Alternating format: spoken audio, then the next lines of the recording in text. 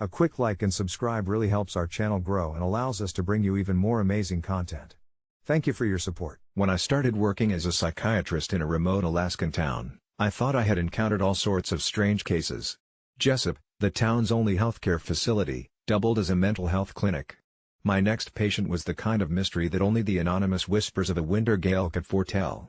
His name, I can say for certain, wasn't John Smith, but official documents were scarce, and cryptic warnings from superiors about keeping confidentiality were paradoxically mixed with unnerving insistences on continued treatment.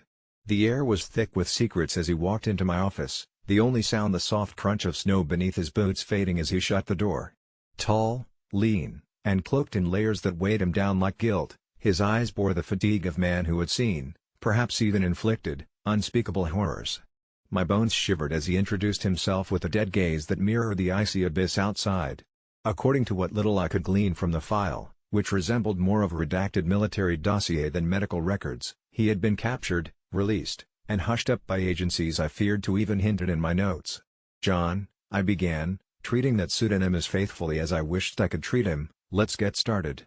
The months to come would peel away his self-crafted personas, unspooling his psyche under tightly coiled pressure. Tortured memories leaked through his narratives, villages where cries for loved ones mixed with the suffocating smoke of fires he and his unit had started.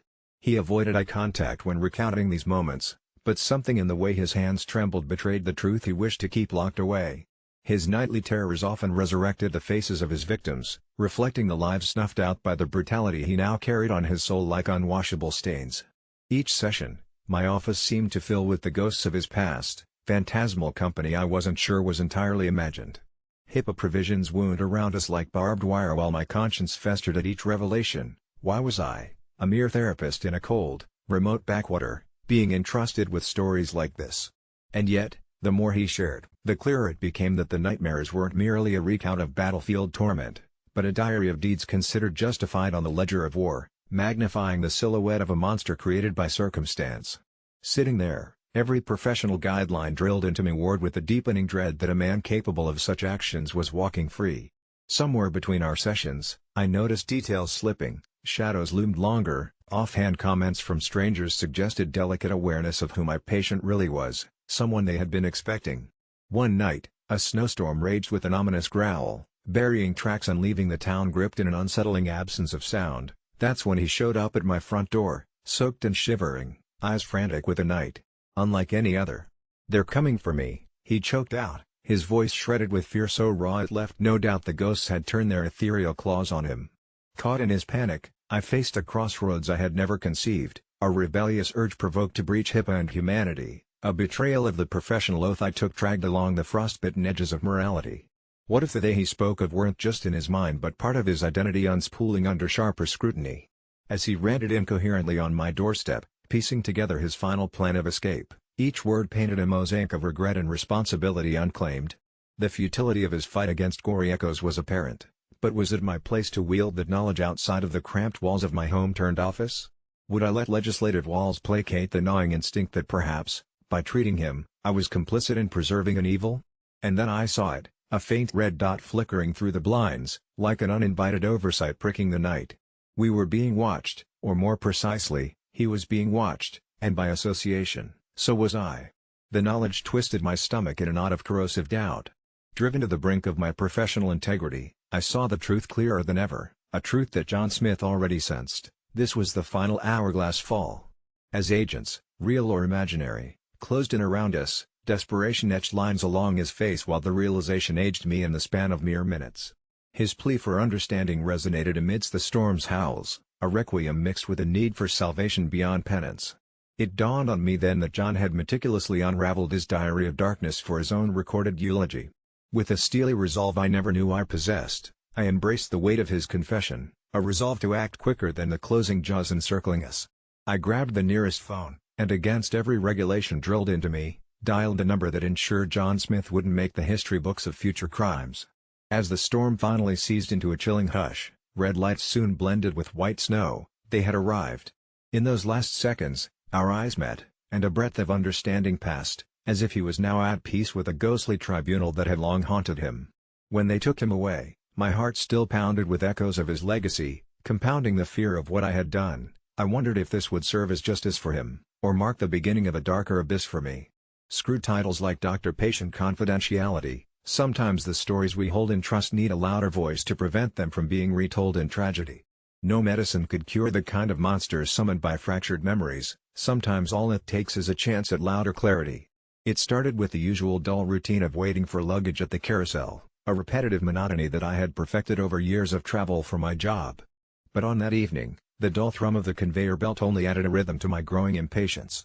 My name is Eric, 33, an IT consultant, usually a face in the crowd, but that night, I became the guy whose life took a peculiar turn in a chillingly mundane setting. The airport was crowded, a sea of travelers as tired and bleary-eyed as I was.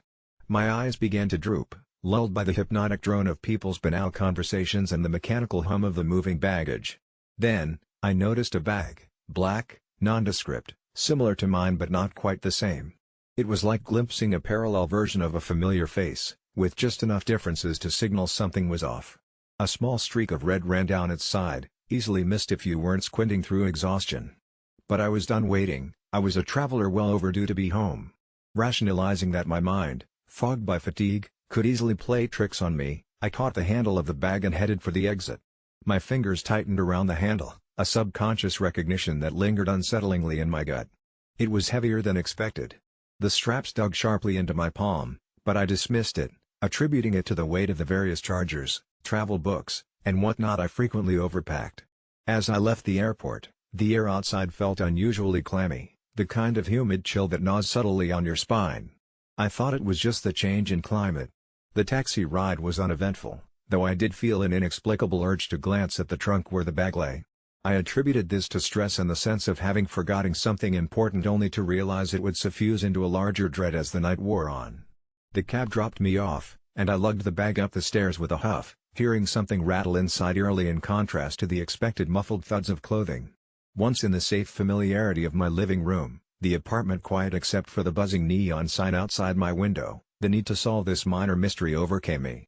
I unzipped the bag and the rank scent of old metal, like rust mixed with something coppery, hit me before I even had the chance to look inside.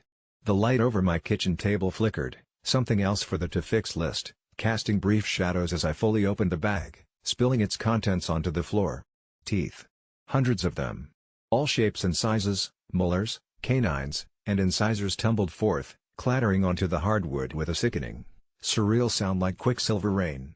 What in the ever-loving?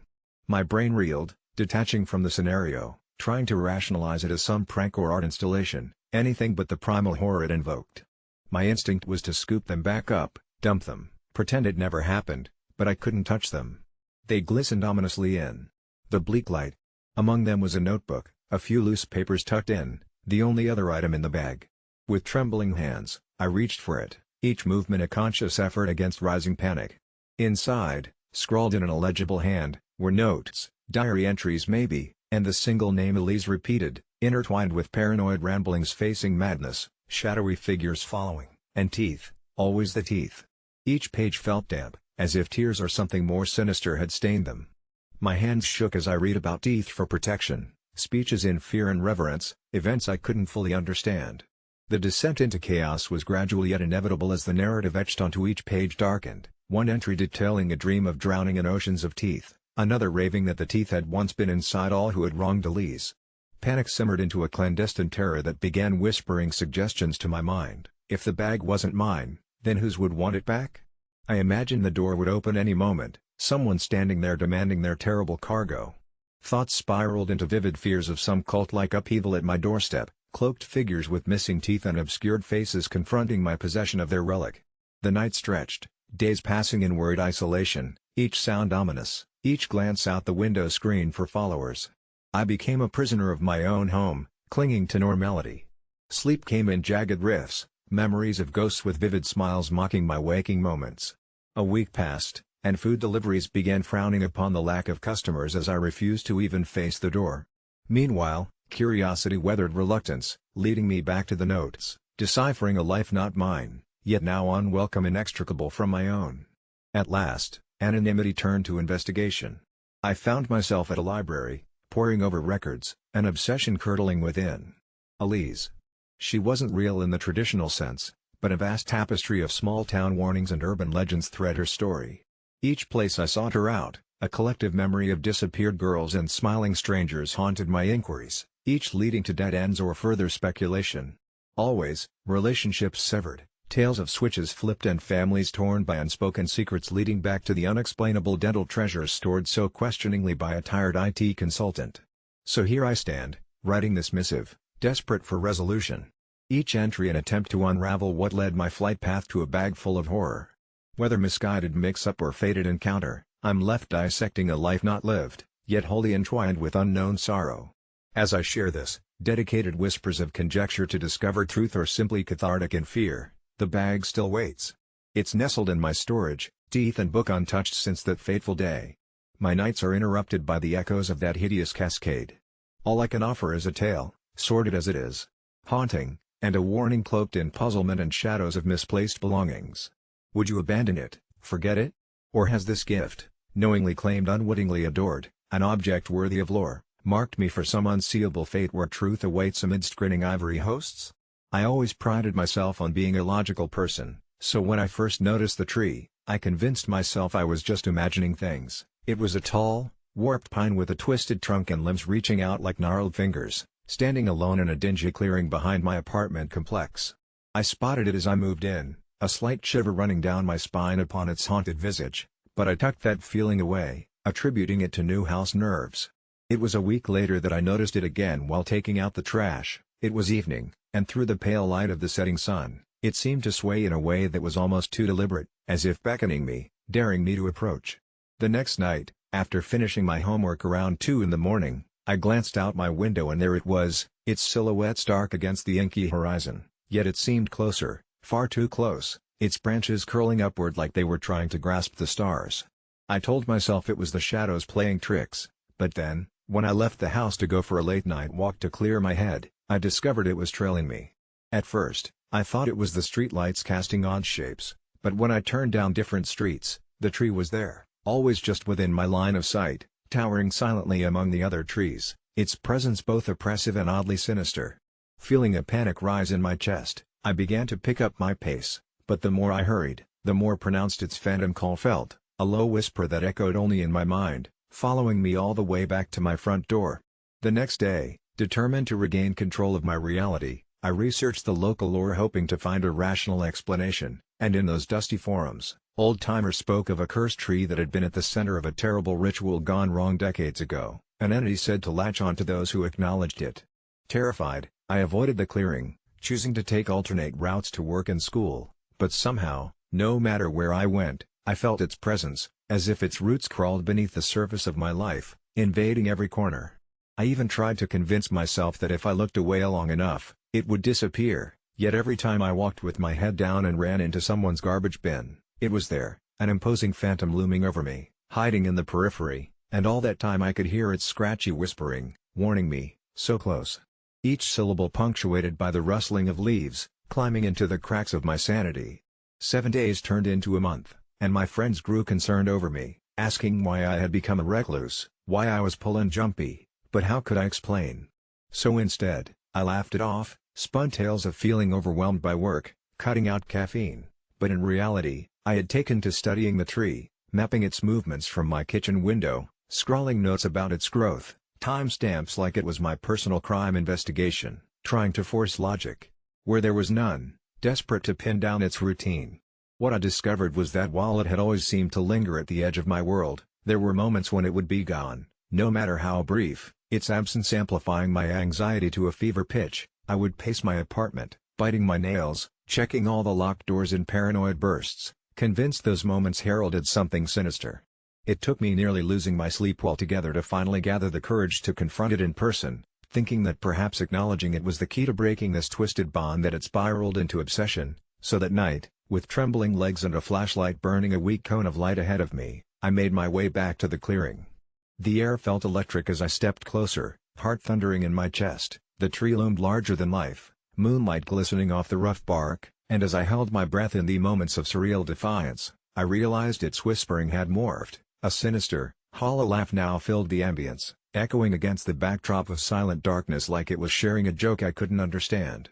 I forced my eyes forward as I stumbled through the underbrush, feeling the ground shift beneath my feet, till I was right in front of it, and for the first time, I could see its trunk was riddled with markings, scratches deep enough to draw blood, words carved in a language I didn't recognize, and suddenly I was gripped with a horror that sunk into my very bones as I felt a twinge of pain in my arm. Pulling back the sleeve of my jacket, I saw deep claw marks carving lines down my skin, fresh and still oozing with blood, but the stinging feel was overshadowed by the chilling feeling that came brushing against me like a breeze, beckoning me to stay, to listen, to finally accept what it wanted.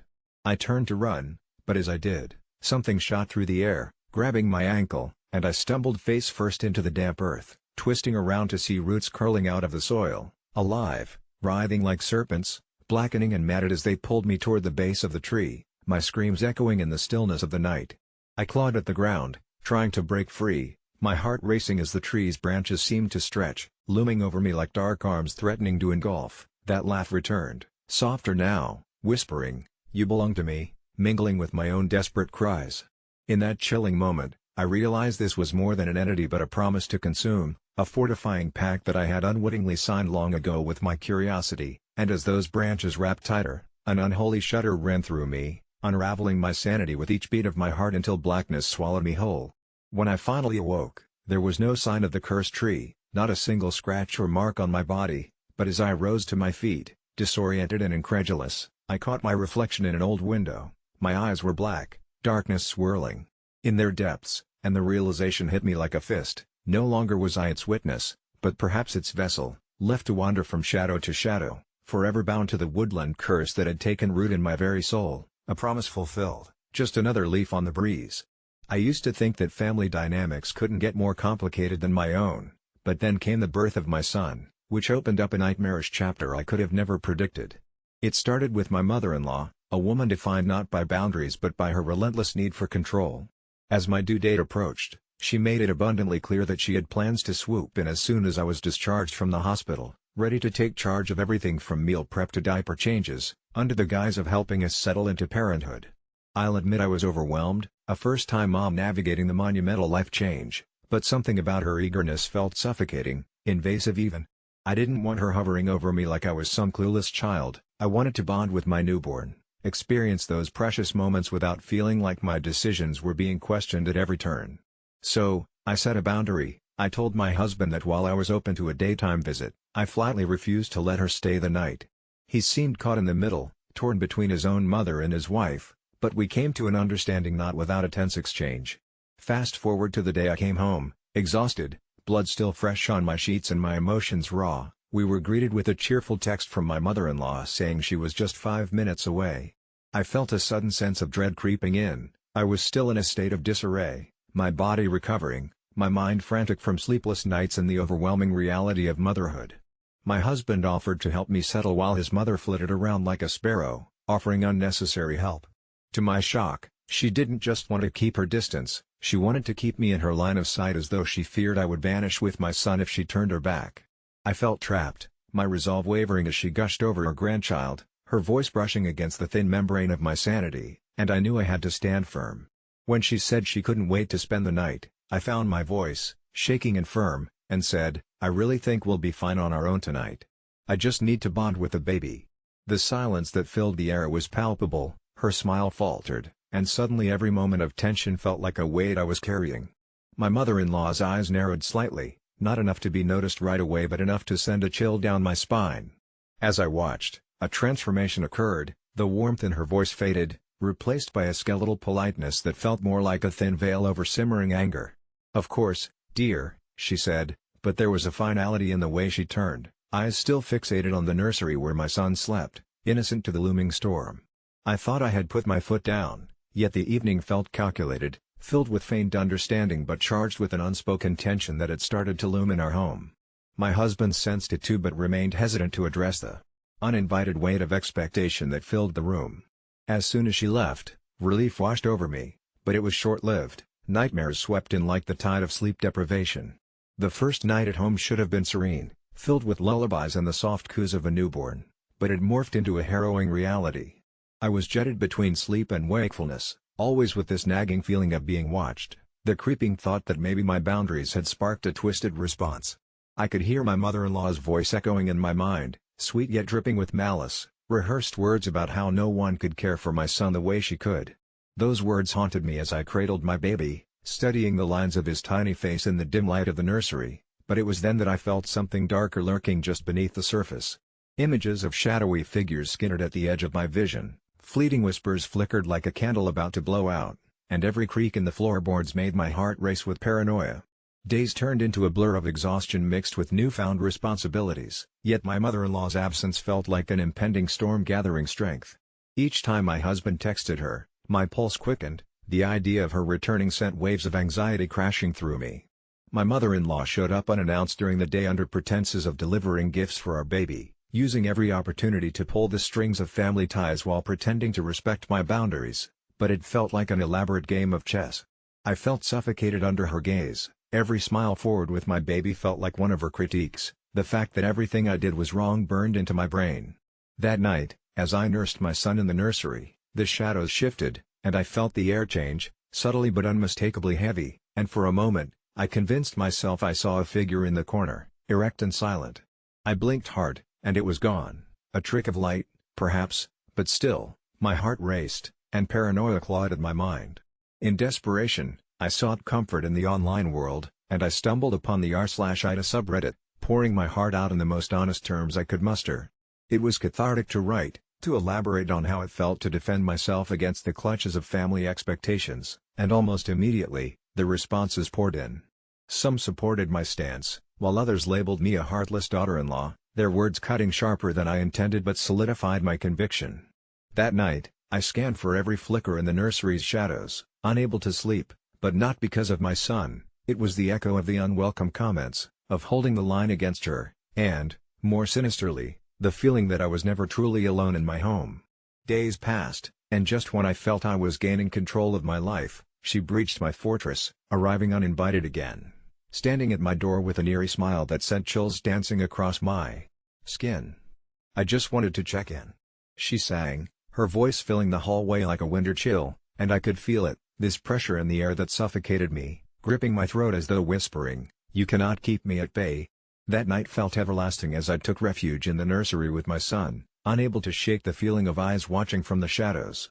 Strange sounds filled the house, creaks, whispers, and a lingering chill that made the air thick, heavier than lead, and through it all, her voice haunted every thought, twisting into darkened echoes until I could hardly tell if I was awake or dreaming. The darkness felt alive, shifting and turning against my very breath, and in the quiet moments between my son's breaths, something flickered at the edge, a shadow moving just beyond sight.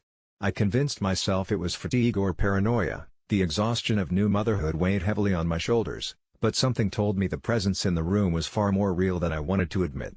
I would get up, swaying on the border of sleep, each breath heavy with dread. The moment I trudged slowly toward the door, still wrapped around my child, I was met with a confrontation so agonizing that I felt my heart stop. There, standing at the threshold of my son's nursery, was my mother-in-law, dressed in the same eerie smile that made my stomach churn. "I just wanted to see you, dear. You're not alone, I'll always be here," she cooed, but her eyes winked a shadowy promise that chilled me to the core. In that moment, I understood, I had opened Pandora's box, thinking I could merely keep her away through boundaries, but instead, I unleashed something far darker. I stumbled back, my heart pounding as her grin twisted, an unnatural thing framed by the darkness that had settled around us, and no amount of reason could shift the knowledge that some lines, once crossed, could never be uncrossed. With that knowledge came the realization, I wasn't just battling my mother-in-law. I was fighting shadows that wore the faces of my loved ones, specters that weaved through familial love with a ruthless glee, eager to keep me wrapped in silken chains labeled as family. I always considered myself a rational person, not prone to flights of fancy or superstition, which is what makes what happened to me all the more difficult to process. On a particularly oppressive summer evening, the kind where the air feels thick and static, I found myself walking the less traveled path that cut through the woods behind my house. It was a path I'd walked 100 times or more, always reveling in the peace that only the solitude of the forest could provide. But that night felt different, the usual comfort of the shrouding trees seemed heavy, foreboding, as if the air itself buzzed with some unseen presence. Lost in thought, I almost stepped on it, a snake, elegantly poised and more strikingly colored than any I had ever seen. Its scales shimmered in the moonlight, Hues of emerald and midnight blue intertwined in an otherworldly dance. What happened next still churns my stomach with disbelief. It spoke. Well, not with words, not exactly, but the meaning pressed itself into my mind with undeniable clarity and urgency. I am Nu Sphera, it announced, a god among my kind, once venerated and now forgotten by the tides of humanity. I blinked, refusing to believe my senses, but as I stared into its hypnotic eyes, a part of me, perhaps more instinctual than I care to admit, accepted a reality more expansive than I had been prepared to entertain. You're skeptical, Nu Sphera continued, the words threading through my subconscious like silk, but there was a time when you too would have recognized my divinity. I felt a pull then, an inexplicable yearning to understand the depths of this creature's proclamations. Why me? I questioned, my voice barely a whisper in the quiet of the night. Why reveal yourself now? The snake shifted, coiling its body in a way that seemed too fluid, too deliberate for any ordinary earthly serpent. Humanity has lost its way, you've forgotten the old rights, the balance between your world and the unseen. I am here to remind you, to guide you back, if you so choose. It was madness, and yet, the part of me that clung to skepticism was awash with a deeper, primal fear, an understanding that humanity had indeed veered off its path, losing touch with something ancient and profound. And if I walk away? I asked, feeling the weight of the choice pressing in on me. Nu Sphera's eyes flashed, a glint of mischief, as if it were privy to secrets of the universe beyond my comprehension. You could ignore me, dismiss this as a strange dream, a bizarre figment of the night, but the consequences ripple far beyond your species. I felt a chill, not from the night but from the gravity of its words. Despite myself, I was drawn closer, both to the snake and the implications of its promise. Yet doubt tethered me to the ground, keeping me from plunging headlong into belief. Proof, I demanded, give me something tangible, something undeniable. With a fluid elegance, Nu Sphera flicked its tail, and the world around me shifted, as if reality itself bent to its will. For an instant, I glimpsed through the layers of existence, faint outlines of other times, other places, shadows of creatures that danced on the peripheries of what we call real. It was breathtaking and terrifying, a vision so vast and intricate that I staggered under its weight. Then, just as suddenly, it was gone, and I was alone once more with the snake softly regarding me. What you perceive as reality is but a fraction of the whole, it explained. A grander scheme lies beneath, a tapestry in which all are threads. It was unthinkable to return to normalcy, to the mundane humdrum knowing what I now knew, or rather, what I now sensed. Nu Sphera had altered something fundamental in me, a shift that couldn't be undone. I didn't need further convincing, the truth lay between the beats of my heart and the spaces between breaths. I'll help you, I agreed, feeling an unsettling sense that this decision had been predestined. The forest around us seemed to pulse in acknowledgement, an unseen force aligning at that moment, acknowledging the path set before me. Nu Sphera curled its length around an ancient tree, its presence familiar now, as if it had always been lurking just beyond my awareness, waiting for the right moment to reveal itself. Together, we can restore the balance, rekindle the forgotten reverence between man and nature, it declared, and with each word, I felt the enormity of the journey ahead settle over me like a mantle. As it slithered away into the shadows, a part of me noted how the forest felt different, alive in a way it hadn't been before, colors more vivid, sounds more acute, as if every leaf, every whisper of wind hummed a silent acknowledgement of my newfound purpose. The rational part of me still balks at the story, hesitant to voice it, knowing it sounds like the delirious ramblings of someone lost to sanity. But deep within, I carry the unmistakable truth of that encounter, a truth that echoes across the silence of the woods wherever I tread. Now, days turn into nights and nights to days, each filled with signs and whispers that I didn't notice before. I'm in too deep to ignore it now, I am chosen, a conduit between worlds, and I cannot escape the destiny penned by a snake who claimed it was a god. I never thought refusing to pay for a friend's holiday would lead to something so grotesque, but here we are, and I wish I could just wake up from this nightmare. It began innocently enough. My friend Sarah found a fantastic deal on a week-long getaway to a secluded cabin in the woods, and when she invited me, I was thrilled. But then came the catch, she insisted that I cover her share up front, claiming her paycheck was late, and although I hesitated, I reluctantly agreed, thinking it would be a fun, relaxing break from my mundane routine. We arrived with a small group of friends, spirits high and laughter spilling into the chilly night air. But the vibe shifted when I overheard Sarah texting a new group of people she had met on social media, a coven of like-minded individuals obsessed with some strange rituals they claimed could manipulate reality itself. At first, I thought she was joking, maybe trying to impress her new friends, but as the days went by, the cabin transformed. What started as cozy nights by the fire morphed into strange occurrences. Wood creaked, shadows danced just out of sight, and Sarah grew increasingly detached, her eyes glinting with a fervor I had never seen in her before. I tried to talk to her, to bring her back to the friend I knew, but she brushed me off, her laughter echoing eerily against the walls. I found myself drawn to her phone, curiosity nagging at me. While everyone else was busy drinking and dancing, I snatched it up, flicking through her messages. What I uncovered stunned me. Sarah was in contact with a group that believed they could harness the energy of the woods to enact real-world changes. Their chilling conversations were laced with jargon about sacrifices and offerings, details I can't even begin to comprehend, and it hit me then, was I just a pawn in this twisted game? I confronted her that night, but the moment I mentioned her texts, she snapped, eyes blazing with something sinister, and accused me of ruining her plans. Insolently, I declared I wouldn't pay for her holiday, especially with all this strange behavior suggesting she had interests beyond what we had agreed upon. I thought that would end it, but it ignited a firestorm. Sarah's anger morphed into something far darker, and soon, shadows wrapped around the cabin tightening like a noose, holding us hostage in our chosen escape. I began experiencing vivid nightmares about things lurking just beyond the trees, whispers that cut through the howling wind. The rest of the trip became unbearable, tension simmering beneath the surface. I tried to convince the others to leave, but they were entranced by Sarah's strange new world, saying I was overreacting. Eventually, I snapped. I packed my bags in the dead of night, convinced if I could just get away from her, I'd escape whatever malevolence was brewing there. But as I slipped out, the forest seemed alive. It was like the trees themselves were breathing, watching, mocking. I stumbled through the underbrush, heart pounding, chasing the distant glow of a flickering light from the cabin's porch, knowing if I could just reach it, I would be safe. But as I neared, I froze in my tracks. The group was gathered around a massive fire pit that hadn't been there just hours ago, and Sarah stood at its center, chanting words that turned my stomach to ice. I could see their faces were slack, almost entranced, watching her like she was a prophet, while some held hands tightly, a twisted familial bond weaving them all together. I saw her smile, a wide, terrible thing that chilled my blood, as she locked eyes with me, her expression shifting from anger to something else entirely, a sickly sweet sense of victory.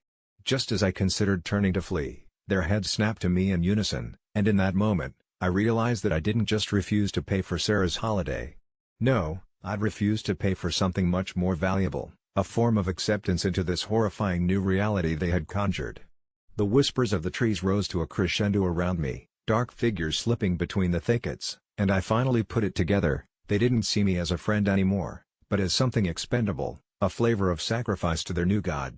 Trapped, watching them transform into mindless worshippers, every inch of my flesh screamed for escape, yet the laughter that echoed from the clearing shifted. It was no longer Sarah's lightheartedness but a deep, resonating cackle, mocking my cowardice. As the flames cast nightmarish shadows and the forest closed in, I realized I had doomed myself, that my refusal to pay had written an entirely new price, a ticket into an unfathomable darkness, one from which no one would return alive. So here I write, not from that secluded cabin, but from the safety of a digital space, unsure whether my pleas will ever reach another soul, hoping to save someone from a fate worse than death, torn between the frantic desire to warn and the chilling acceptance that perhaps I'm too late. Growing up, my relationship with my mom had always been strained, but nothing compared to that fateful day when she barged into my life with the wild accusation that shattered everything I thought I knew about her and myself. I remember the summer of my college graduation, a time meant for celebration, when I arrived home to find her in the kitchen, her eyes intense and wild, as if she had just uncovered some grave secret, and without even saying hello, she demanded to know how far along I was. My confusion was palpable. I laughed nervously, thinking she was joking, until she turned to me, her face a mixture of anger and disappointment, insisting that she knew I was pregnant because my body was different, and the heat climbed from my chest to my face, filling me with incredulity as I shot back that she was being ridiculous, that I had been focusing on my studies, my future, and there had been no significant other in my life for months, and yet she wouldn't listen. The more I tried to explain, the more her accusations escalated, and soon I was yelling back, all the frustration I held, years of her controlling tendencies and disapproval, bursting forth like a dam that had finally given way, and I could see the look of betrayal forming in her eyes, as if my refusal to accept her delusions was a personal affront. I finally realized in that moment that this wasn't just about what she believed about me, it was about her own fears, her own desperate longing for a grandchild, and as I stood there, shouting in our tiny kitchen, I watched my mother fall from her empowered pedestal into something akin to a frenzied hysteria, each accusation weaving a web of paranoia around us, as if her belief in this miscarriage of reality was strong enough to infect my own mind. It felt like a waking nightmare, and when I slammed the door behind me, still echoing with the last of my spiteful words, I felt the weight of what I had done sitting heavy on my shoulders. In the following days, I couldn't shake her frantic ramblings from my head, the way she'd cling to me like ivy, whispering about the grandchild I owed her, dragging me to doctors and insisting on tests that only confirmed I was not pregnant, and still she refused to accept this reality, a delusion poisoning our conversations, growing darker, more vicious, each time we tried to discuss it,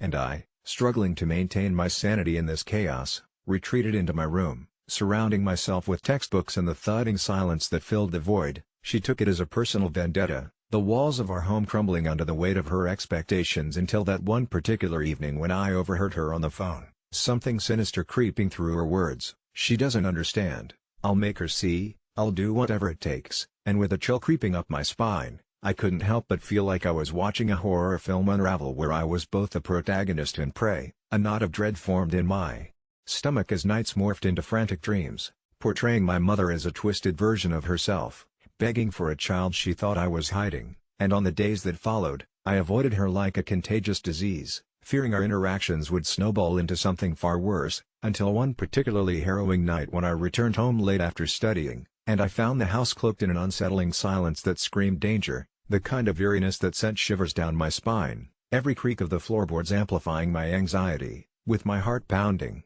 I peered into the living room, only to find my bed covered with baby clothes and toys, vibrant hues mocking my belief that I was still free from her grasp, and I felt a scream building up, barely holding it in as I stumbled backward into the hallway, and just then I heard a soft click behind me, the door swinging shut, trapping me in this labyrinth of my home-turned-prison. Panic surged through me, every instinct screaming to escape, and as I turned to face my mom, there was a frenzied look in her eyes that I'd never seen before, one filled with an unnerving kind of joy, as she cooed sweet nothings about me finally accepting my role as a mother, and I could hardly comprehend how we had spiraled into this twisted reality, where I was fighting to reclaim my identity, my agency, and I thought of calling for help, but shame weighed down my throat, suffocating the words that could have freed me. Her voice turned soft yet enticing, a manipulation draped in love as she reached for my hand. "Let's decorate the nursery together," the invitation hanging between us like a guillotine, and before I knew it, I was yanked back into the whirlwind of her delusion, where my protests became whispers.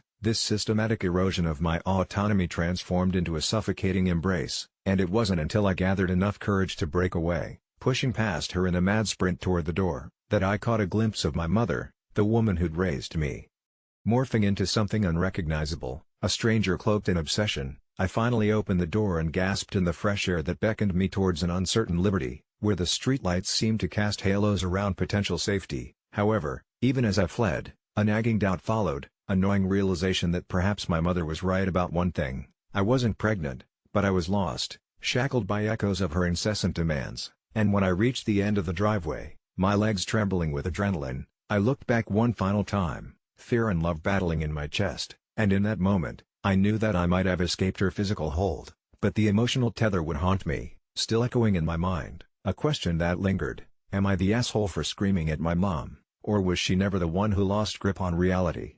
It's been years since that night, and though I've managed to build a life beyond the fractures of our past, every now and then, just before sleep claims me, I hear her voice echoing through the years, reminding me of a mother's twisted love, forever intertwined with the shadows that lurk in the corners of my mind. It's strange how you can get used to living with a shadow, like the void left by my sister's death 10 years ago that swallowed most of our family.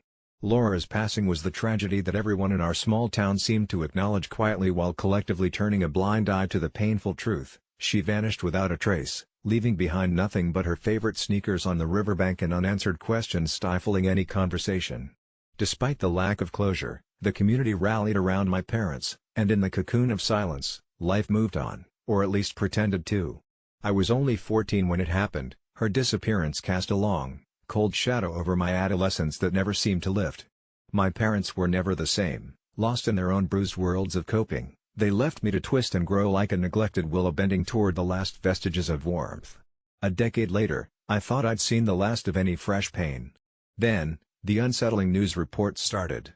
I stumbled upon the first one late on a Thursday night, when a guilty bout of insomnia had me flipping through channels, hoping for something boring enough to lull me to sleep. Instead, I froze, paralyzed by disbelief and an eerie sense of recognition, as the reporter's grave voice narrated a story I never expected to hear, let alone with such haunting conviction. It was a reopening of my sister's case, broadcasted without any warning. The anchor recited details that sent a jolt of alarm through my core, information that was chilling in its rightness yet deeply disturbing in its revelation. Laura Jarvis, aged 17, disappeared on a crisp October evening, leaving little but her worn Converse on the Sydney River shore, the voice droned. But then it twisted into something intimate and almost sinister as it added details of her last known frames on a CCTV, showing more of her evening walk than we'd ever been told, where she'd lingered, whom she might have met. I sat glued to the television screen, the all-too-familiar ache in my chest morphing into something spikier, as if pieces of truth were trying to pierce my denial's cloak. Intrusive, indeed, as the report trespassed through memories I had carefully buried, unpacks parts of our family's history intertwined with the town's secrets and whispers I was never privy to. I was about to share this new anguish with my parents when the air shifted around me, the TV's neon hue the only company in the thick silence. Something was deeply amiss. These channels never reported such cases so thoroughly, certainly not rekindling old fires with such precision. The days slithered by with more peculiar broadcasts following, hushed narratives of encounters long forgotten, as if the television were a spectral storyteller reviving a ghost with every headline. It didn't stop at rehashing events already woven into my bones, it began revealing pieces no outsider should have known. Detailed accounts of Laura's closed-door confessions about an unseen tormentor, revelations startling in their specificity, ones that struck nerves only a sibling could feel resonating with guilt and credence. Suddenly, everyone knew about the bruises she'd brushed off as clumsiness, the uncharacteristic lateness after school. Local media feasted on this newly acquired morbid interest, and I felt the town buzz with a grotesque kind of excitement, a revived thrill of a decade-old mystery. Something peculiar was intertwined with these reports. They didn't just enlighten, they planted seeds of paranoia. Living in a town where privacy is both respected and resented, these broadcasts were not only salt on the wound but a scalpel cutting through carefully healed seams. I found myself drawn into a rabbit hole of news clippings, editorials riddled with veiled accusations, and blurry video analyses that had cropped up on online forums. It was as if some unseen hand was puppeteering from the shadows, orchestrating a symphony of madness tuned to my sister's frequency. The real horror, however, wasn't just the unearthed past. It was the chilling accuracy of these reports that got under my skin. Details I hadn't even been privy to, moments that no one but Laura could have known. It was as if the veil between life and death had worn thin, her tale being spun anew from the fibers of some ghostly ether. I debated reaching out to the network, but each time I lifted the phone, an inexplicable dread seized my courage. Some part of me urged that pushing for answers might open doors best left closed, doors I wasn't sure I could bear peeking behind. But the questions clawed at the back of my mind, ravenous. How could they know? Was this some cruel joke, an elaborate invigilation set to rip open old wounds for the sake of salacious consumption? It was after the third week of sporadic, disquieting broadcasts, when a stranger's face flashed across the screen, claiming to be privy to Laura's last moments, that I was hit with a more petrifying thought. Perhaps my sister's story was no longer hers alone, trapped somewhere, caught in the currents of a narrative not even death could quell. Or perhaps, more haunting yet, she was reaching out, through the static layers of time and space, a broadcast not from some sensational agency, but from beyond our sentient scope, bidding us to pay heed. And as I sat, entranced in the eerie glow of my living room with thoughts curling like smoke toward an unexplainable conclusion, I knew this was far more than the sear echoes of a cold case. It was Laura's final plea, straining against the tide of time, hoping her truth would at last, after years of silence, come effulgent and complete. I never thought I'd be labeled an asshole, especially not on a platform like a myth asshole, but sometimes life throws you into situations that seem so surreal, so twisted that even you can't believe what you've done. It all started with a phone call late one night. My fiancée, Jamie, was sobbing on the other end, her voice cracking as she told me that her mother had passed away unexpectedly. My gut twisted as I listened to her, the heartache flooding through the line, but as the shock wore off, reality began to sink in. Jamie's mom had always been a difficult person, and our relationship had been strained at best. We would clash every time we met, her barbed comments making laughter feel like a competition of sorts, her judgmental eyes like daggers that cut through the pretense of family gatherings. Yet, no matter how hard I tried to avoid conflict, her presence loomed over our relationship like a suffocating cloud.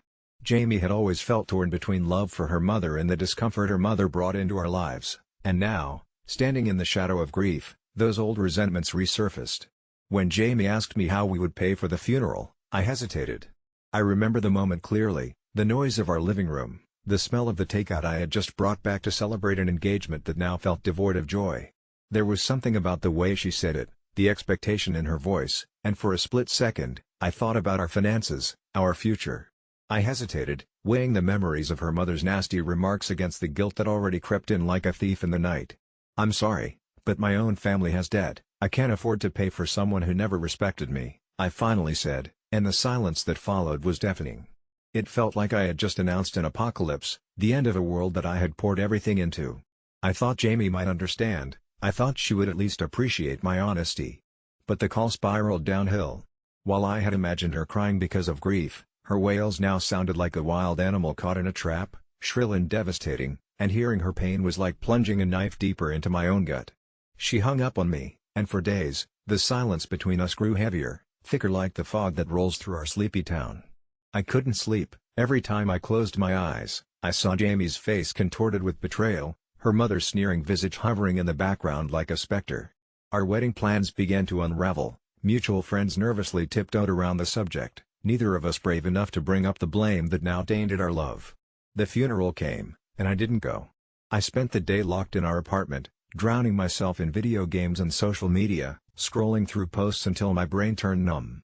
When I finally summoned the courage to reach out to Jamie, there was no response, just a collection of cold, unsettling echoing voices from our past families, tearing at the seams. It was only a few days later that I received the invitation to a different gathering, a dinner at Jamie's aunt's house. Her family was gathering to remember her late mother, and I felt a tide of emotions rise again: guilt, dread, and the painful dullness of regret. Despite everything, I showed up, hoping maybe I could salvage what was left of our engagement, but what was waiting for me was a scene from a horror flick. Jamie was there, and the icy looks from her relatives could have frozen the flames of hell itself. "You," her aunt snarled, "you're the reason Jamie's heartbroken, the reason she's lost her way." That single sentence slammed down on me like a tombstone. The last spark of hope fizzled out as family members chimed in, airing their grievances. They painted me as the villain, the man who had turned his back on a grieving widow. It felt surreal, like I was being dragged into a dark theater where I wasn't even a star of the show. The audience shared whispers, murmurs that turned into a cacophony, and in that moment, I realized I was trapped in a nightmare of my own making. I tried to explain my position, but each word only fueled their outrage, the storm of judgment crashing onto my shoulders. And it was at that moment, as Jamie turned her face from me, that I felt a sense of icy clarity. She wasn't angry at me for refusing to pay, she was furious because she was caught between her loyalty to her mother's memory and us. I wanted to run, to escape the scrutiny and the suffocating despair that was threatening to swallow me whole. That night, I typed my story on a myth asshole, looking for some reflection, a glimmer of shared experience, expecting to find sympathy. Instead, it was like igniting a fuse leading to chaos, an avalanche of comments tearing me apart, judging every word I had shared, laying bare my soul for everyone to spit on. "If you don't care about your fiancé's grief, you're the asshole," one user wrote, and I felt the heaviness of despair wrap around me again, each notification bullying me like a gang of hyenas feasting on a carcass.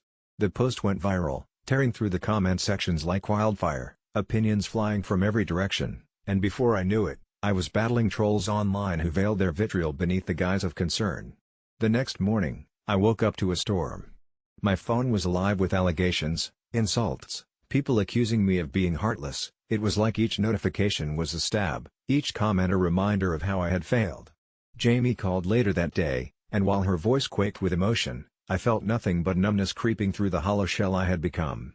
She didn't say much, hardly spoke at all, but the silence was rife with an unspoken truth that haunted me deeply. I had lost her, and there was nothing I could do to change that.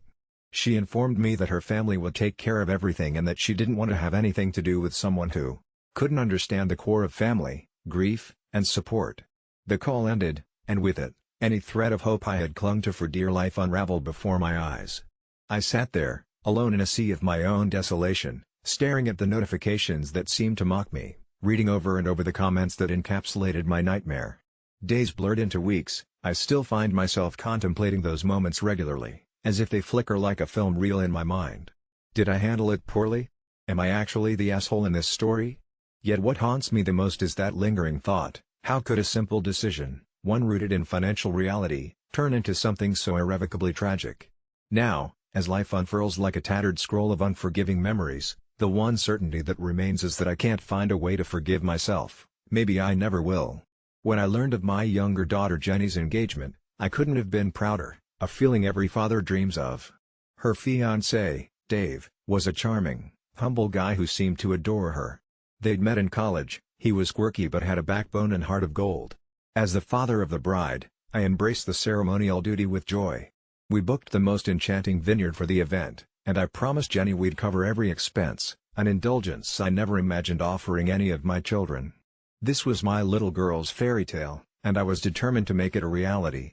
However, I never anticipated the chilling unraveling of family bonds that it would stir beneath its glossy surface, twisting happiness into something hauntingly unrecognizable. My eldest daughter, Ella, had always been more restrained, favoring pragmatic choices over fanciful ones. She had married her childhood sweetheart, Mark, in a modest church ceremony 4 years prior. Theirs was a different kind of story, no extravagance, just simple and pure. We offered to contribute, but Ella, valuing independence, insisted she and Mark handle the costs. We respected their decision, never suspecting it would plant seeds of apprehension that would later flourish into ominous tension. The first tremor of discontent arrived when Ella phoned me 2 months before the wedding, her voice strained, hinting at some underlying frustration that lurked beneath polite conversation. She inquired subtly, "Dad, you're covering all of Jenny's wedding, right?" Affirmation on my part was met with a pause, a telling silence loaded with unspoken words.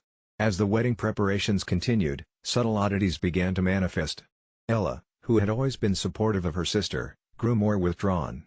I'd catch her observing the cascading rolls of white silk or the ornate arrangements, her expression betraying a struggle she was trying desperately to mask. One night, sitting in the backyard where we had shared countless stories, I confronted her about it, pleading for honesty. Ella confessed feelings of being slighted, of an inequity that shattered the sisterly camaraderie they once shared. It was as if my decision to finance Jenny's nuptials had rewritten the narrative of Ella's simpler union, painting it in lesser shades. I promised we'd help with a grand anniversary party to even things out, but the wounds seemed deeper than I understood. The evening before the wedding, in the dim light of an autumn twilight, things began to unravel more sinisterly. Strange occurrences, things missing, misplaced, and even small accidents, started haunting the household, sowing nervousness that none of us could ignore. Jenny's veil vanished, then mysteriously reappeared on Ella's dresser, delicate lace shredded as if caught in a thorny snare. Jenny was understandably upset, but Ella firmly denied any involvement, the accusation bringing her to tears. I was torn between my daughters, caught in a tempest where logic was elusive. Ella's denials, though fervent, were overshadowed by an air of underlying tension, the kind you cannot touch, but feel crawling up your spine. On the day of the wedding, a fog crept in, unseasonal and ominous, clinging to the vineyard like a ghost reliving old sorrows. A sense of unease settled over the attendees, a chill that dulled the bright chatter of guests into muted whispers. The moment Jenny appeared, radiant and full of love, a horrifying moment shattered the celebration. As she walked down the aisle, the music stopped abruptly, replaced by an eerie silence. Ella, sitting in the front row, seemed utterly transfixed, her eyes wide in disbelief, focusing on something invisible to us all. In the eerie quiet, the chandelier overhead began to flicker, casting grotesque shadows that warped jubilant expressions into masks of dread. Then, just as quickly, it fell, crashing down in a deafening, heart-stopping instant. Chaos erupted, people screamed and ducked for cover. Miraculously, no one was hurt, but the terror of the moment left its mark. Among the ensuing pandemonium, Ella lied sprawled on the grass, eyes shut tight, as if battling demons no one else could perceive. It was then that she spoke, her voice laced with something far more sinister than sibling rivalry. "It's not just jealousy, Dad. It's the house. It knows." Despite my logical mind screaming to dismiss it, an eerie familiarity washed over me. I recalled how, soon after moving into the house after Ella's birth, the previous owners had warned us of strange energies. We laughed it off as superstitions. Ella's return to the house for the wedding had been enough to reignite whatever had lain dormant, her unspoken fears now manifesting as a force we could no longer ignore. Decades-old latent resentments and fears had found a vessel in Ella's jealousy, harbored so deep that they stirred malevolent whispers within these walls. Haunted by the weight of unwitting neglect and the undeniable presence that had preyed on Ella's dormant insecurities, we fled from the vineyard, abandoning the cursed celebration. We stayed in a hotel that night, shaken to our very cores. The experience forged a fragile peace among us, united in facing something darker and unknown. As Jenny and Dave settled for a quiet courthouse marriage, the looming specter of the house in that day's horror stood as a reminder of a cost that went far beyond the payment for a wedding. Relationships tested and spirits awaken, a family struggled to find healing under the shadow of an ancient malevolence, leaving me to wonder, am I the asshole for paying for one daughter's wedding? Or was it something monstrous lurking, waiting for the moment we let our guard down? When my sister called me in a panicked voice that night, I knew something was wrong, but I had no idea how deep the rabbit hole would go. She was desperate, her husband had left her, and she was about to lose their house, and naturally, she wanted to move her 2 kids in with me, but I felt that I'd reached my limit. I loved her kids, sure, but my small 1-bedroom apartment wasn't suitable for 3 people, not to mention that I was drowning in my own problems, and I couldn't handle the weight of their grief on top of my own. But when I told her no, I expected anger, maybe a little guilt, not for her to cry as though I ripped her heart out. Still, I stood my ground, making it clear that I wasn't equipped to be their emergency shelter. She hung up in a fury, and I felt a strange mix of relief and guilt. Maybe I was the asshole for refusing to help family.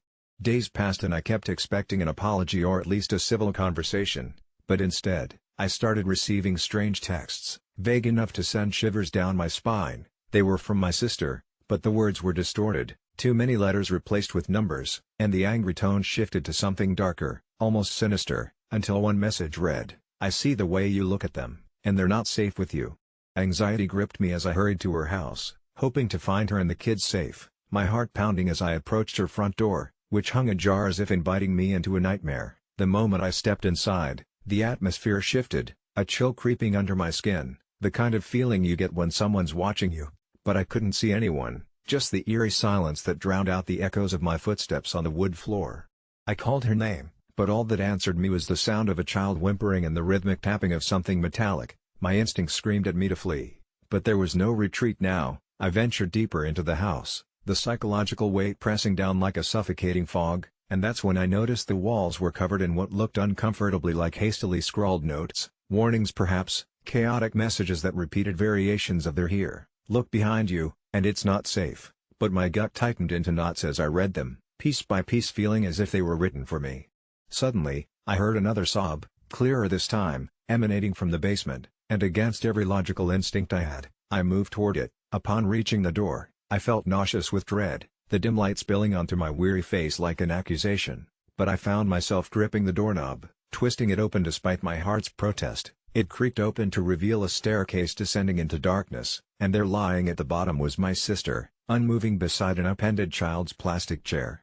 Panic surged through me, she looked pale and ghostly as if all color had drained from her skin, and as I rushed down the stairs, I caught sight of her eyes fluttering open, not in the recognition of a sisterly bond, but the wild, fearful stare of someone trapped in a waking nightmare. It was only then as she whispered to me that they were coming for her kids. They were already outside, each word dripped with desperation, yet the way she spoke felt unnaturally soft, hypnotic even, inviting horror into my heart. I reached for her, ready to pull her away, but found myself rooted to the spot when I heard the faint scuttling above us, like small claws scraping against the floors. The building anxiety made my mind whirl, memories of her text swashing back over me, the horrors I had dismissed suddenly all too real as feelings of clenching dread rose from my gut to my throat. Were those the they she referred to? Could she really mean what I thought she meant? As I tore my gaze from her, back up the stairs, I saw 2 figures watching me, children. No, not my niece and nephew. Their faces were too gaunt, their eyes hollow. Even from that distance, I sensed they weren't just staring out of fear but with something else, something that twisted inside me, a feeling that suggested I wasn't at all safe from what awaited me. "You let them down," my sister murmured, her voice barely above a whisper. "They're hungry." My blood ran cold as the children moved in synchronized steps, the same way a predator might circle its prey, and before I could react, her eyes turned into a pleading abyss. "You're supposed to protect them. It was a command that coursed through my veins like ice, and in that moment of vulnerability, I realized I might have been the asshole all along, but it was too late. Almost as if summoned, shadows rushed down the stairs, enveloping her, leaving me paralyzed in despair. The last thing I glimpsed was the flash of their hollow eyes reflecting the dim light of my phone against the darkness. As screams echoed from the basement, I burst into a panic-fueled sprint for the entrance, my mind screaming to get out, but the door slammed shut just as I reached for the knob. I desperately turned the handle, pulling with all my might, but there was no escape. The darkness crept in as I heard her voice resonate in my head, the twisted reverberation of a sister I thought I knew telling me how every choice has its price, and the price for turning my back on them would turn out to be my own life. I never saw my sister or her kids again, and now I'm trapped here, endlessly texting strangers like you about the days I spent locked inside my own conscience, forever wondering if I should have told my sister yes, or can I face the reality that perhaps, sometimes, the words no may write your name into a nightmare that you can't wake up from. For the past 12 years, I haven't been who you think I am, and the weight of deception is beginning to crush me. It started innocently enough back in college, when an unassuming job offer arrived one snowy afternoon, nestled between bills and junk mail. It was from a company claiming to be a groundbreaking startup, promising an opportunity that as a struggling sophomore, seemed like a godsend. All I had to do was assume a different identity. They never gave details, but the lure of financial stability blinded my judgment. I was to become Patrick Holloway, a name that almost sounded like it belonged to someone who lived by the rules, but little did I know, it was more like stepping into a vacant grave. They trained me to meld seamlessly into the skin of this persona, drilling my past, present, and future until there was no daylight between my identity and Patrick's. But Patrick had baggage, a shadow I could feel thicken behind me like fog. At first, it was just short gigs, attending events posing as this distinguished character, collecting CVs of the unsuspecting in tech circles. It was peculiar, sure, but harmless, or so I thought. The money was real, and the non-existent background of Patrick was filled with expert-crafted lies. Over time, however, the jobs became darker, involving sabotage and planting software that skimmed data from powerful companies. I was in too deep to say no. And this is where I should have stopped it all, stepped out of the ill-fitting shoes of Patrick, and confessed, but by then, I was addicted to the adventure, the semblance of power that came with being someone I wasn't. I thought I could maintain control, but my puppeteers were far more skillful. As the years passed, bonds formed around me, friendships and even a love interest named Zoe, none of which I deserved because they were based on nothing but threads of deception. I never told her the true essence of my existence, how could I? She loved the idea of Patrick, an irony-laden truth I had to swallow every day. But as I said, there's more. Recently, I started noticing that I wasn't the only Patrick Holloway. From subtle hints in emails and face-to-face encounters, I discerned there were others, different lives being run simultaneously by disposable men like myself. The Patrick-based network was vaster than I could comprehend. Every time another man failed or was discovered, he vanished without a trace, vaporized before the world knew what happened, and my fear grew as reality settled into clarity. I wasn't a unique deception but part of an industrial operation, a syndicate making use of Patrick and his ghostly brothers like living chess pieces. I tried to extract myself, but every door was sealed, leading me back into a mapped existence.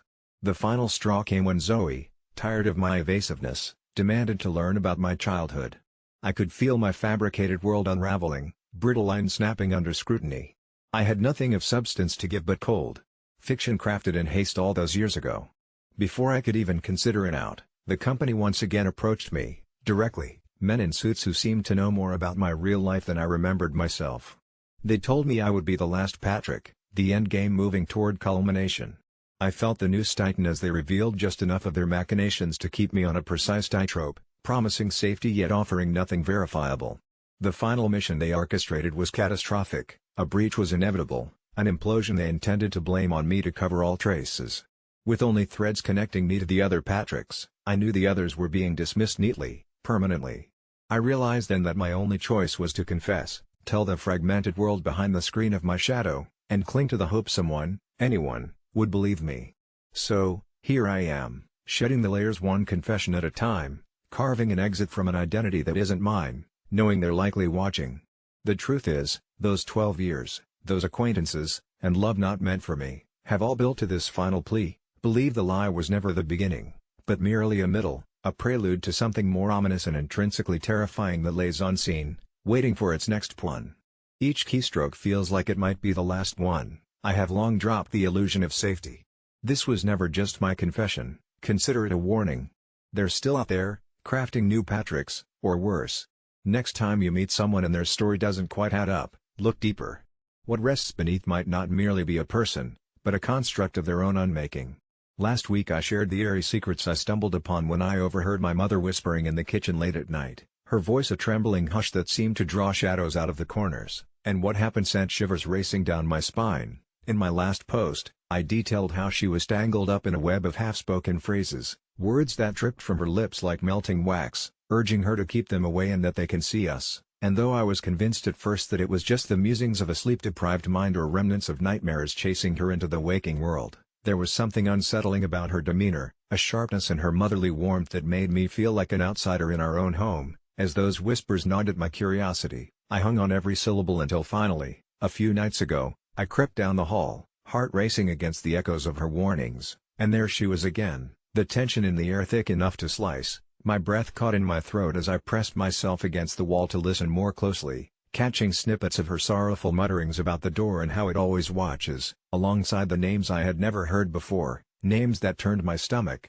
Owen, Elijah, Clara. Each carried a weight that hinted at stories far darker than I could fathom. The mention of those names dragged up foul visions from my childhood, ghost stories told in hurried whispers on stormy nights where monsters lurked just beyond the reach of the light and nightmares danced behind closed eyes. Desperate for answers, I needed to confront her, but a part of me was terrified of what I might unravel, so I stayed silent as I watched her, convinced that within her fragile happiness lay a secret too perilous to understand, and with her big, sorrow-filled eyes, she carried an ache that seemed to tether her to a reality steeped in grief and fear. The days passed in eerie quiet, each evening as I watched the sun dip below the horizon, the shadows deepening in their embrace. I felt the suffocating pull of dread wrapping around me, until finally, I'd had enough, so that night, after she had retreated to her room, I resolved to scour the house for anything that might explain the whispers, searching desperately for clues, opening every drawer, peeling back every rug, while the darkness curled and shifted, but the mundane shelves revealed nothing except dust-riddled memories of my mother's attempts to create a warm,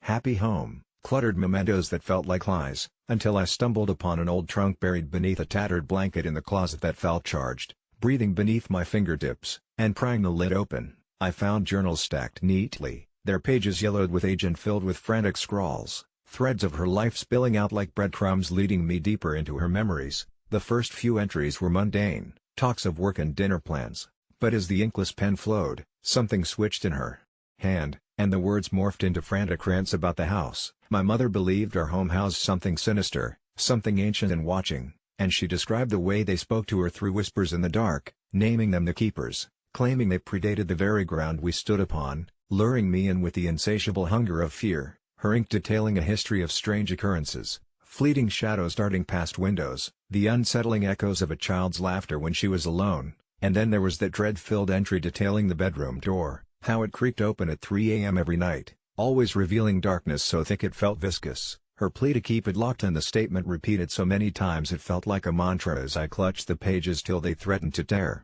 With every revelation, my heart raced, the weight of the words slamming down on me, and I stumbled backward as if struck by a physical force. A name leapt from the pages, Clara, the same name she whispered in the kitchen, and I froze as the gravity of it crystallized in my mind. But the latest entry was what curdled my blood, dated just a week before, where she recorded her decision to leave our house, to escape whatever dark presence lurked within its walls, and the last line sent tidal waves of horror crashing into my mind. Tonight, when the door opens again, I won't be here, I'll take them with me.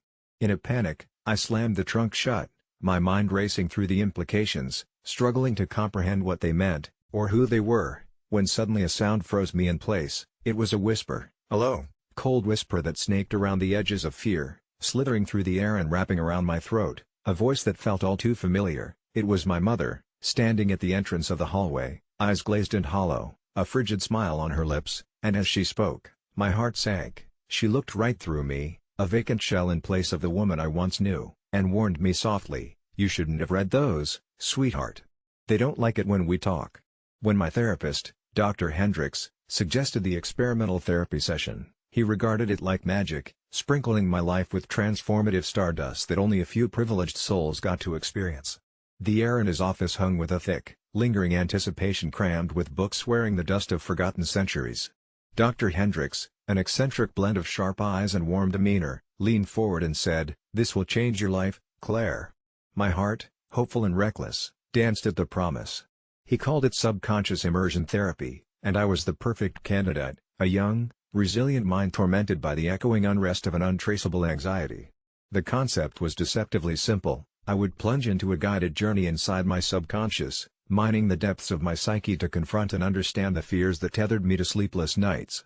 Within the safe boundaries defined by Dr. Hendricks, my consciousness would be expanded and narrowed all at once, peeling back the layers of my mind like an onion, until the pungent core was finally revealed. The session began with me lying on a plush chaise, listening to the rhythmic, dulcet tones of a metronome as a strange device was placed on my head, connecting me to the computers that hummed a low, comforting lullaby. "You're going to feel a slight tingling sensation," Dr. Hendricks explained as his words swirled around me like leaves caught in a gentle autumn breeze. I nodded, feeling a prickling warmth bleed through my veins, each pulse a promise of transcendental revelations. As my eyelids fluttered shut, the world receded, leaving behind the shadow of the metronome's resolute ticks. That's when I became aware of the darkness, a profound, all-encompassing void that was both a blank slate and a canvas waiting to be tainted by buried memories. Instead of fear, a deep and curious respite cradled my consciousness, urging me to explore further. Suddenly, I was standing in my childhood bedroom, the walls still painted with wildflowers my mother had lovingly stenciled in my youthful days. Moonlight danced through the sheer curtains, casting intricate patterns on the hardwood floor. Everything was eerily untouched by time, except for the photograph by my bedside, one that was never actually there. My hands trembling, I picked it up, revealing an image of a family dinner. Except it wasn't from my memories. I'd never seen these people before. They laughed, their joy infectious in a memory that wasn't mine to begin with. The sensation of unease intensified, like a spider crawling up my spine. But the room, as if alive and sentient, urged me forward, inhaling and exhaling with a life of its own. Distant whispers echoed in the hallway, compelling me to step through the door. My feet, leaden yet determined, carried me towards the voices that slithered through the walls, a chorus of people trapped in the folds of my subconscious. I found myself in a grandiose dining room, a mishmash of periods, clashing from ancient to modern, a kaleidoscope of time lost and forgotten. At the table sat figures with faces blurred as though out of focus in a dream. It was terrifyingly familiar, like trying to recall a nightmare upon waking. The figures engaged in a symphony of garbled conversations, their voices rising and falling in chaotic crescendos around me. Among them was a mirror, old and cracked, reflecting not my face but a tapestry of emotions, rage, despair, love, all flickering in flashes like distant lightning. In that instant, the room shuddered, the illusion faltered, unraveling the threads of my fateful tapestry. Faces of the people in the photographs started forming clearer images, and one by one, they turned towards me, their eyes lifeless yet piercing as if questioning my presence. Panic carved its way into my chest but curiosity, relentless and seductive, urged me on. I stumbled backward, my fingers entwining in the web of lies my own mind had woven. With a blink, the scene dissolved, leaving me amidst a swirling mist, a timeless wasteland devoid of life. Here, a solitary figure waited, an elderly woman with eyes that matched mine, ageless pearls in a cavernous ocean of shadows. She sang a lullaby in a language I knew but couldn't place, resonating through my being until it unlocked memories I didn't know I had hidden. Glimpses of another life flashed before me, glories and mistakes woven into the tapestry I had partially unraveled. Before I could grasp the totality of this revelation, her voice penetrated my consciousness, a whisper that shook the core of my reality. Never forget that you are the architect of your existence, and what you bury will always find its way back to light. Suddenly, the room fell silent, the world frozen in its tracks as I gasped, my soul trembling on the precipice between discovery and despair. With a jerk, I awoke on the chaise in Dr. Hendricks's office, drenched in sweat and heart pounding like war drums. His eyes studied me intently, satisfaction, a veneer masking something far deeper, etched into his gaunt features. "You've seen it, haven't you? You've uncovered the truth," he stated in knowing calmness that unsettled me. But as I reached for words, I found my voice caged by the echoes of the mirror's emotions still reverberating within. In the days that followed, my perspective shifted, as did the world around me.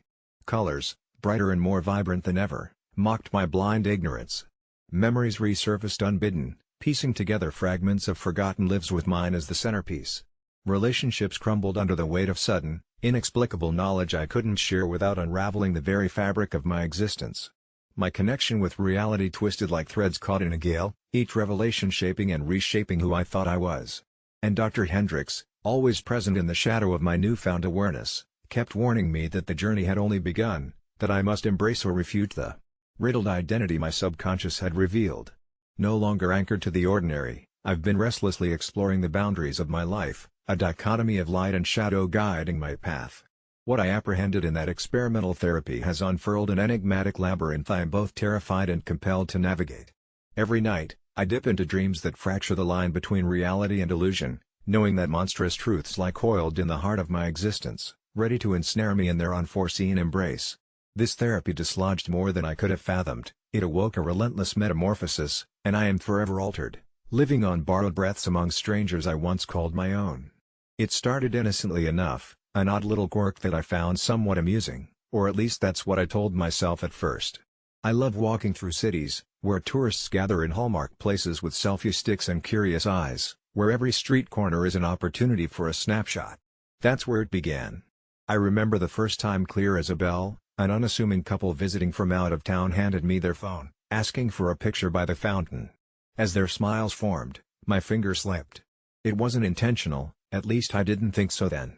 I clicked the button, but instead of capturing their moment, I turned the camera towards myself, a grinning photobomber caught in mid-laugh as they posed behind me, oblivious. I chuckled it off, apologized, played it cool, and retook the picture without them ever seeing my initial mistake. I told myself it was just a funny anecdote, until it happened again, and again, each time a bit more deliberate. There was something intoxicating about inserting myself, subtly and secretly, into these strangers' memories. A shared secret that only I knew. It was harmless at first, the pictures lay dormant, digital specters of my intrusions, until a peculiar sensation started to seep in. Like clockwork, every time I took another picture, this creeping shadow of unease washed over me. I brushed it aside, convinced it was just a strange byproduct of maintaining my hidden hobby. But then, strange occurrences began to unravel around me. I started to notice the faces in the photos weren't the same when I reviewed them later. Not the people but mine, the expression on my face twisted, almost sinister, a look I'd never recall making. The smiles were too wide, eyes too intense. Soon, other things changed, the background would shift subtly, elements in the picture that couldn't possibly be there, a shadow where there shouldn't be, an unfamiliar building, an unsettling figure standing eerily behind me in a place where I'd been alone. One image, in particular, gave me a chill that settled deep in my bones. A tall man, cloaked in darkness, was positioned a little too close to my shoulder. I dismissed it as a trick of the light. Surely, it was just a shadow cast from something behind me that I hadn't paid attention to when I snapped the photo. Yet, the unease grew stronger, more palpable, with every new image. Sleep became difficult. I would lie awake, the visions from the photos looping behind tired eyelids. A gnawing dread unfurling within my guts, like a constant whisper warning of unseen dangers. Finally, one night, I found myself restless, pulled by an unseen force into a trance-like state. Compelled, I got up, pulled out the box of old photos from my childhood. Fragments of my past spread across the floor, each a testament of time. As I flipped through them, a rising horror unfurled. My childhood photos were just as I remembered, except for one thing, the figure. The shadow accosting my recent images now appeared. In my old pictures, too, subtly at first, growing more visible as the years marched forward. I felt bile rise as the awful truth dawned. The man in the shadows had always been there, lurking, unnoticed, as though tethered to my existence. That night, sleep abandoned me completely. Daybreak blurred into fog as tremors of panic seized my body. I was haunted by this phantom in my own life, caught within photos I hadn't taken myself, proof of a connection deeper, older than my forgotten moments on sidewalks, more sinister than I dared imagine. With every passing day, the man became more defined, closer, always caught mid-motion, as though reaching for me. It seemed absurd, how could a series of digital images manage to twist fate? But with each new interaction when I was handed a camera, my resolve shriveled. Did this unseen presence dwell in the lens, feeding on stolen moments of vanity and trust? I avoided places where tourists gathered, but it was futile. There were always others, seemingly handpicked by an unseen puppeteer, who would approach me with innocuous requests. I couldn't resist the urge, I had to yield and take the picture, bound by an inexplicable compulsion to continue this sinister chronicle. And what if I didn't comply? Would he emerge from the darkness he'd long occupied, tearing through the flimsy veil of reality into the world of flesh and consequence? The snapping of each photo became deafening, each click another nail sealing my fate. Eventually, desperation drove me to seek help. Investigators, psychics, anyone who promised solace, but they all dismissed me as deranged. The world became small, a never-tightening vice of dread. The last straw came unexpectedly during a family visit. Moments before an innocent request, a photo session celebrating nothing more than the mundane joy of a shared meal. A shrill gasp belched from my mother, who had snatched her phone back with trembling hands. Her face blanched, eyes wide with undiluted fear, staring at the screen in disbelief. "Who is that?" she croaked, directing tremors at the visage there, punctuated by the dark silhouette of the man. How could I explain? The nightmare born of a simple shutter click. And now, acknowledgement of the terror etched in familial eyes meant it seeped into their lives too. Stricken by a legacy unintentionally passed on by an impulsive act cloaked in folly. So here I sit, a prisoner of my own device, binge-bound to solitude, desperate for isolation as my only means of protection. And I confess this all now, to you, dear reader, as a warning cloaked as my tale, because the unseen will reach you just as it reveled in reaching me through candid grins, tender moments, and the ordinary unfoldings of lives caught in fleeting frames. Someday soon, when you pass your camera to someone, somewhere, and find an unusual face captured in your photo, a grim stranger entwined with your memory, then you'll understand, when not even an ounce of light can illuminate the darkness's grip. I had always heard the stories, whispers from older friends and muffled giggles during sleepovers, about the wild, uninhibited experiences one could have in the steamy embrace of passion, the kind that left you breathless and craving more. This wasn't high school, this was adult life, or so I thought, and in my 24 years, I had built up a fantasy where sex was this intoxicating explosion of chemistry, where bodies merged and a spark of electricity coursed through the air, leaving behind a haze of lust and lingering smiles.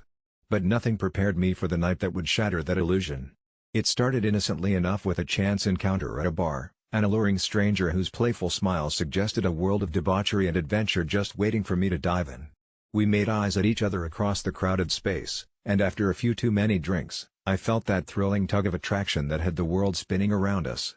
I remember he leaned in close, his breath hot against my ear as he whispered promises that ignited a fire deep within me, coaxing me to surrender to temptation.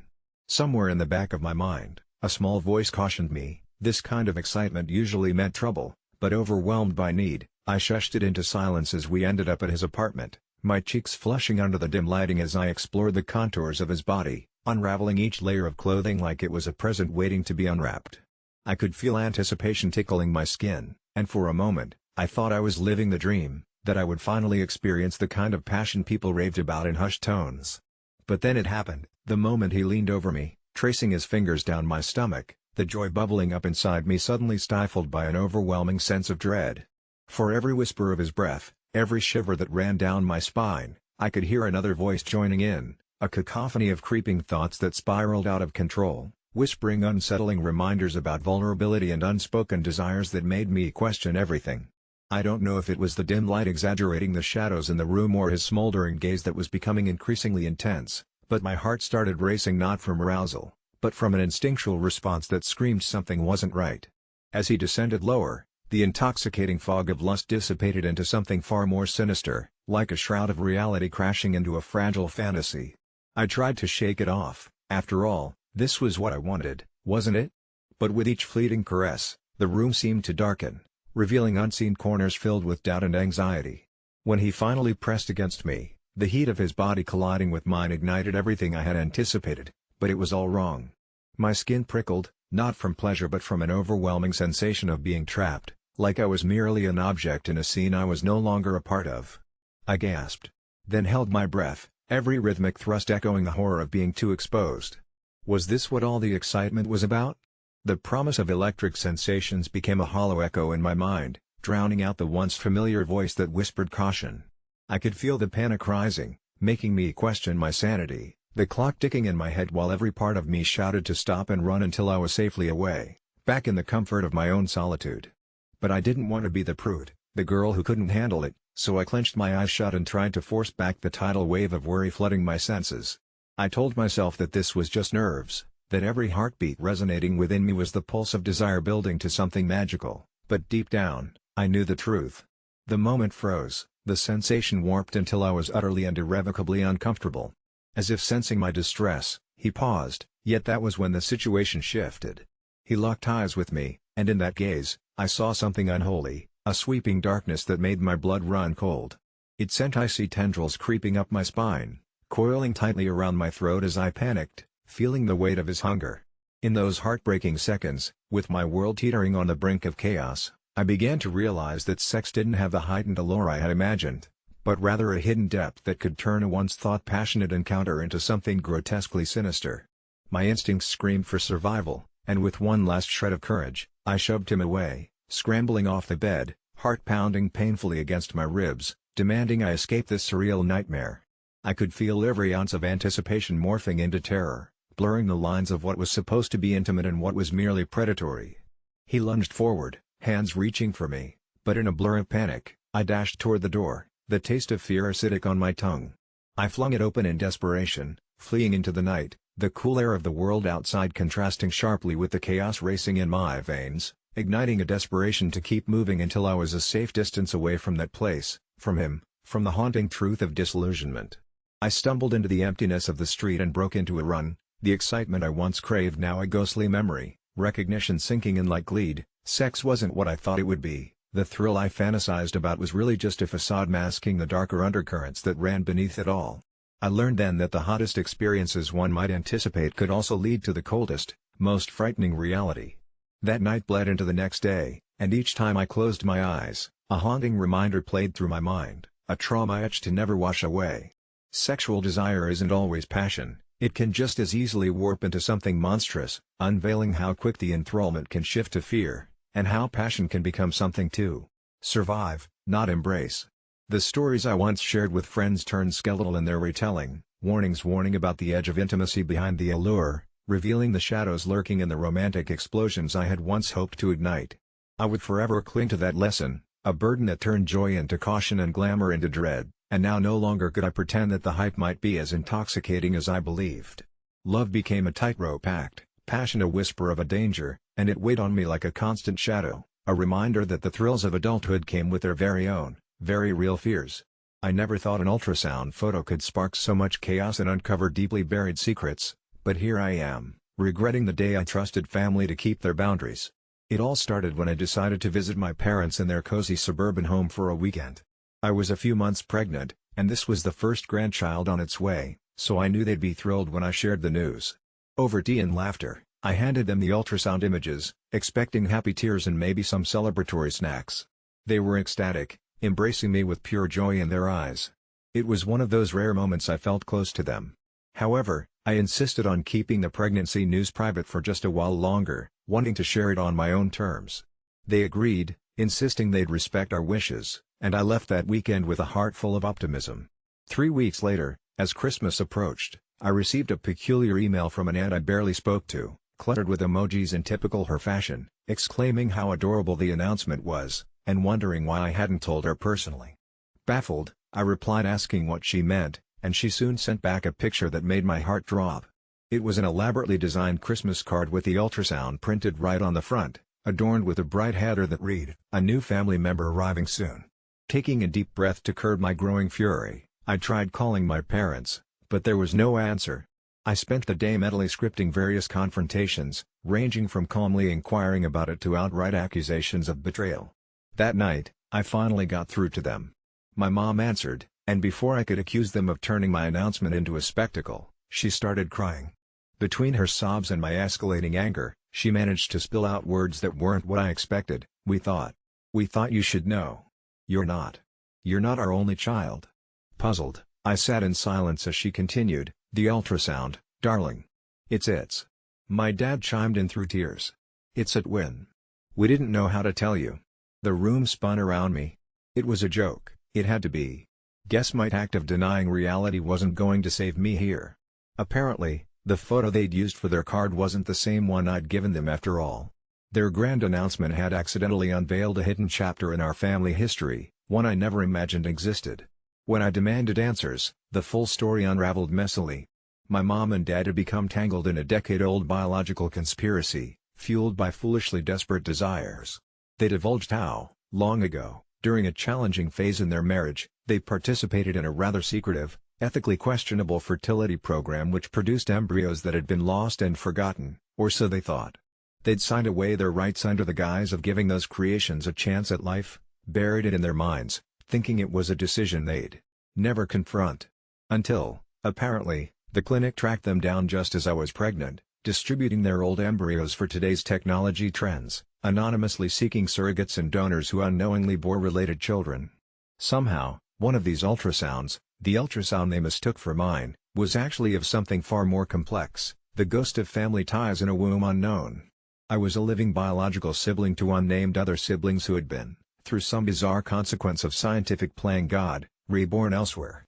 As the horrific truth sank in, my trust in all family ties eroded. My parents explained how they assumed the photo they'd received was my own, foolishly enshrining their delusion in festive glory without even confirming.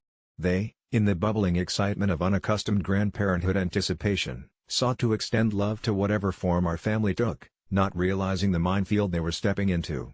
Disturbed yet unable to fully digest this new reality, I ended the call, numbed by confusion. The ultrasound, supposedly of my child, haunted me, layered now with daunting implications. I felt my identity fragment, and questioned the very constructs of my existence, all because of a cheerful Christmas card that set off a horror sequence of parental transparency once thought unimaginable. Suddenly, every Christmas for me would carry not just the normal stresses of the holiday but the anchored weight of this revelation, a dark legacy interrupted not by joy, but by bizarre scientific intersections and unintended consequences. I lay there into the early hours, sleep evading me, the ghostly grainy images of ultrasound swirling in my mind, signifying more than I had prepared for, dreading the new responsibilities of piecing together this shattered illusion of familial understanding.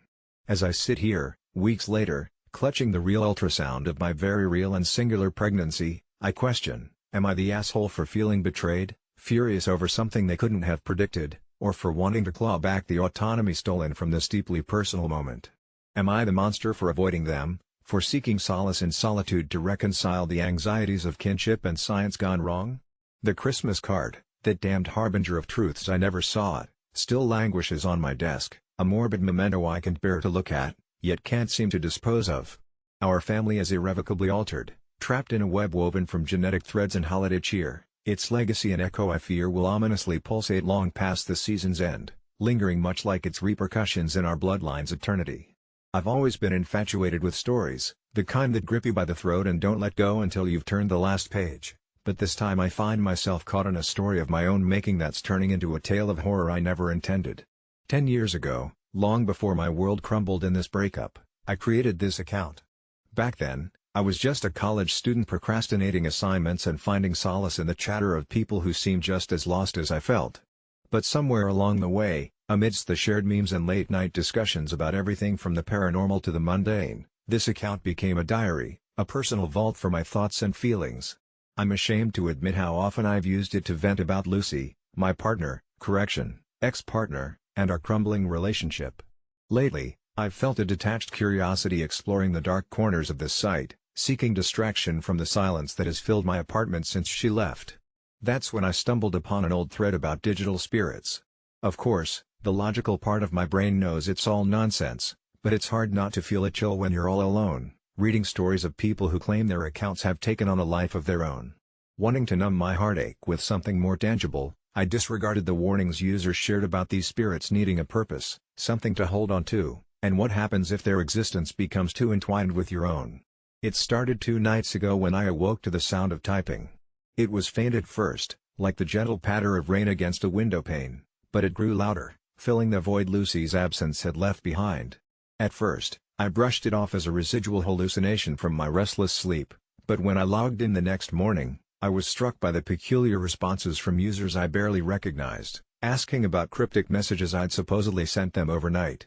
My inbox was flooded with odd snippets of conversations, void of context, echoing memories of the moments I'd shared with Lucy, as if the account had absorbed my pain and was projecting it back at me. One message stood out, sent from my account, "I'm lost without her." I didn't remember typing it, yet the words resonated with a haunting accuracy, like an echo from my subconscious. Driven by a growing unease, I deleted the messages, hoping that would be the end of it. But the phenomenon persisted, each night's disruption more sinister than the last. Fragments of conversations appeared online, arguments with Lucy, declarations of love that once sealed our bond, and private confessions I had never dared utter aloud. It felt like I was peeling back layers of my past, exposing the wounds I hadn't allowed myself to properly close. I tried everything, reaching out to moderators, changing passwords, even contemplating deleting the account that had stood with me for a decade. Yet, I hesitated. A part of me wondered if surrendering my digital ghost story was akin to severing the last thread tied to a life I wasn't ready to fully let go. Last night, the typing was relentless. Accompanied by the unshakable sense of being watched, I got up to check my office, heart pounding like thunder in the night. The screen glowed an eerie blue, the cursor blinking in time with my racing pulse, typing a repetitive mantra, confess. Confess. Confess.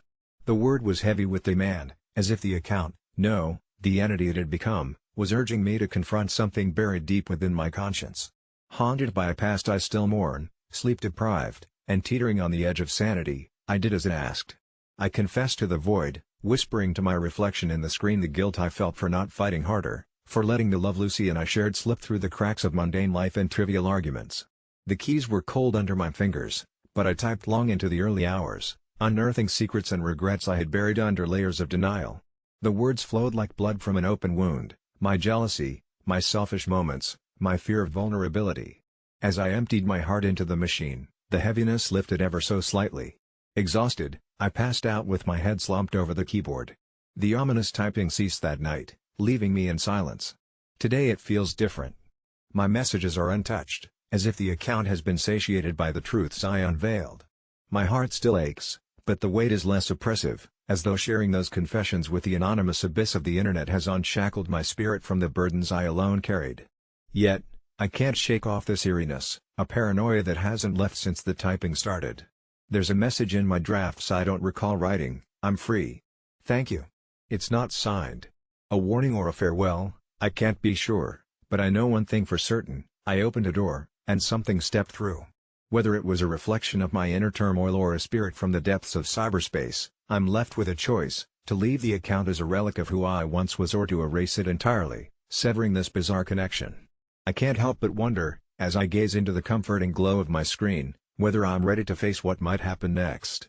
And if I do let it go, what phantom might I invite into my quiet solitude?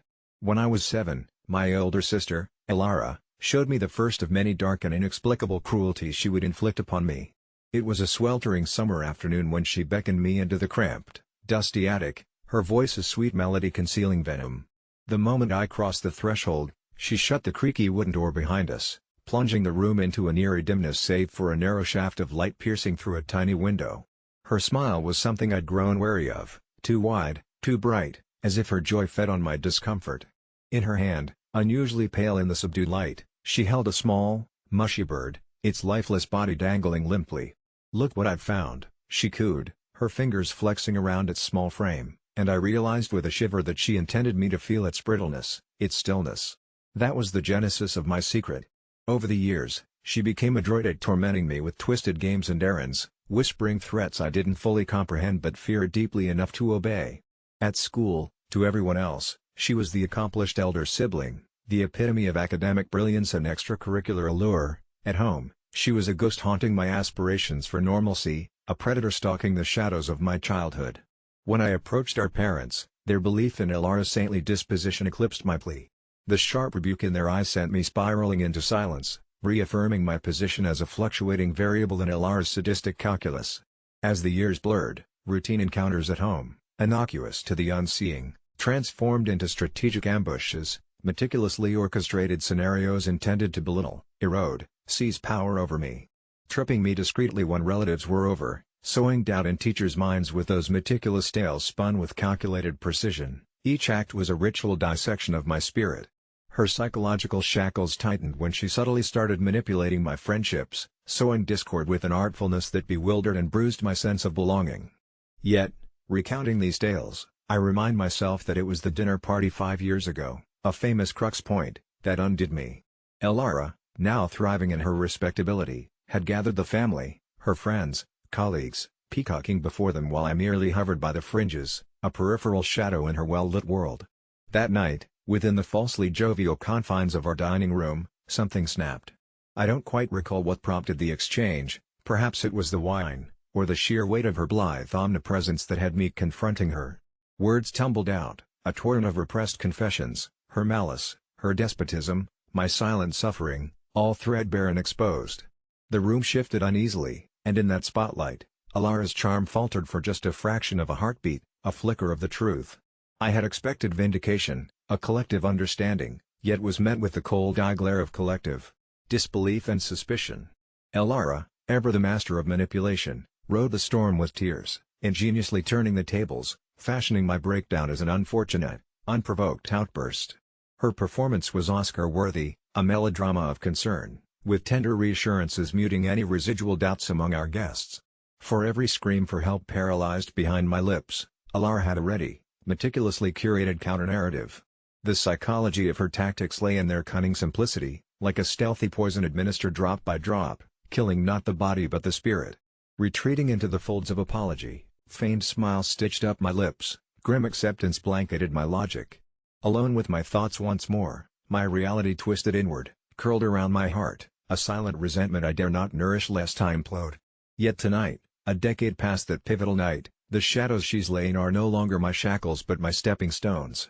It started with a simple journal. Idle scrawling thoughts expanded into conversations with those tethered to their own tales of malice and oddity. Strangers became allies, my whispered truths echoed in other unheard voices across boards, stories like pebbles cascading into the vast ocean of shared understanding. The irony hasn't escaped me, perhaps Alara's inadvertently given me clarity, gifting me insight into the minds of those who bask in darkness. The shadow of her legacy remains, echoing in the spaces between memory and reality as I pen these words. Not for justice or vengeance, these are aspirations for the unwounded, but for delineation, for acceptance of the void she created. So, when you ask why my sister abused me, the only solace I find nestles in the ambiguity of human capacity, beyond comprehension, beyond justification, an enigma I've learned to unravel, paradoxically, while bound tightly within its snares. Alright, so you might be wondering if I'm the asshole for letting my son and his best friend go to Disneyland, but trust me, there's more to this story than meets the eye.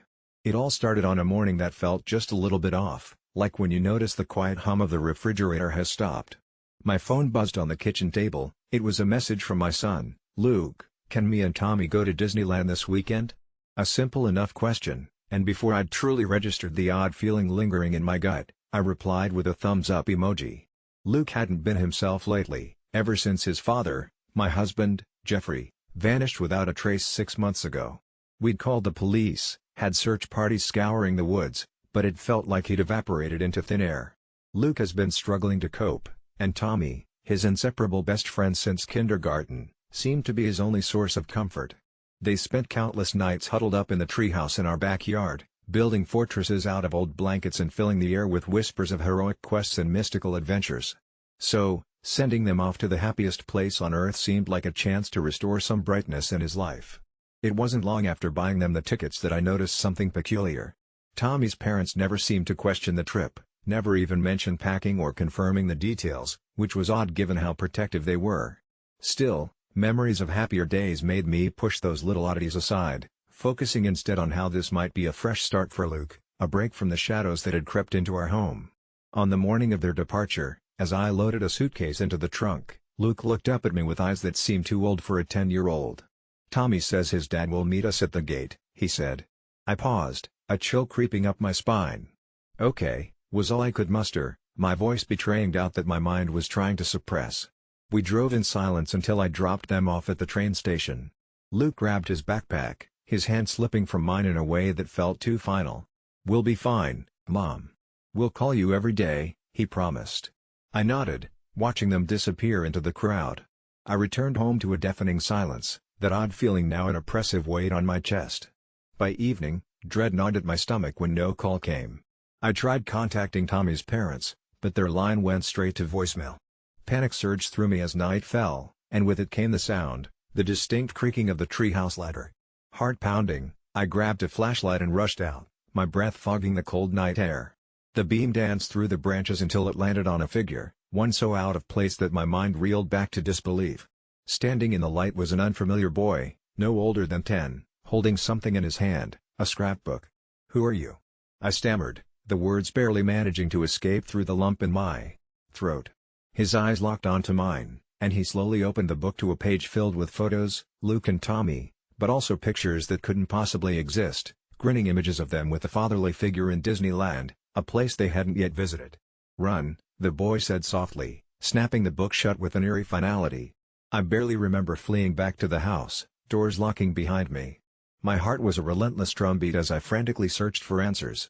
The feeling of being watched became unbearable until a knock at the door broke the tension. I swung it open, irrational hope surging through me, hoping for Luke, for answers, something. But there stood Tommy's parents, their faces sullen and gray, as if all life had drained from them. "We got your message," Tommy's dad started, confusion buried beneath layers of fatigue. "Tommy's been missing for a year now. We never talked about any trip." His words hit me like a storm, forcing me to confront the impossible truth: Tommy wasn't real, at least not anymore. Horror paralyzed me as my mind pieced together fragments of ignored voices, imaginary friends, and a son drowning in grief. The laughter from the treehouse, the voices, they weren't shared. It had all been Luke. I dropped to the floor in a haze, murmuring my apologies to my son who wasn't there, and to a friend, a ghost of a friend, who was perhaps still watching over him, still trapped between here and wherever lost souls roamed. I filled a duffel bag with frenzied urgency and headed back to the treehouse, determined yet petrified, the creaking ladder becoming a siren's call. There, in the rustling branches, I found the scrapbook, pages fluttering in a breeze that smelled faintly of autumn leaves and distant dreams. As my fingers brushed the cover, I felt eyes upon me, compelling yet benign, reminding me that I wasn't alone in this journey of grief and recovery. Luke would return, I told myself, and then we'd find peace together, connecting the threads of memories both real and phantom.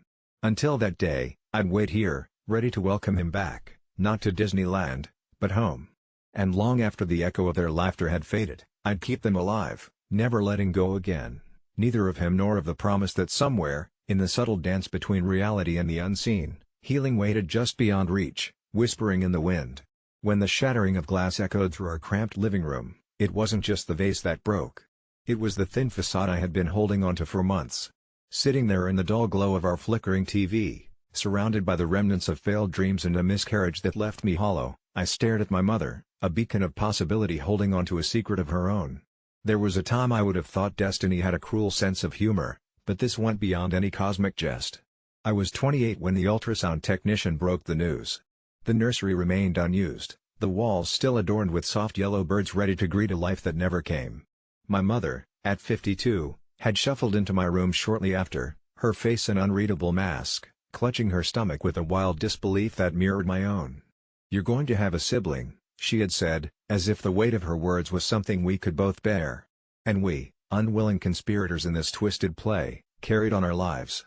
Beneath the smiles at family gatherings was the gnawing void of a child I never met, and the world wasn't aware of the story blooming in our midst, an impossible pregnancy that seemed more like a fairy tale spun by lunatics than reality. To cope, I nestled into routine, drowning under its predictability until the unexpected visit from Tom, my typically reticent brother. He stood in the doorway, fidgeting, eyes darting like a moth caught in undulating candlelight.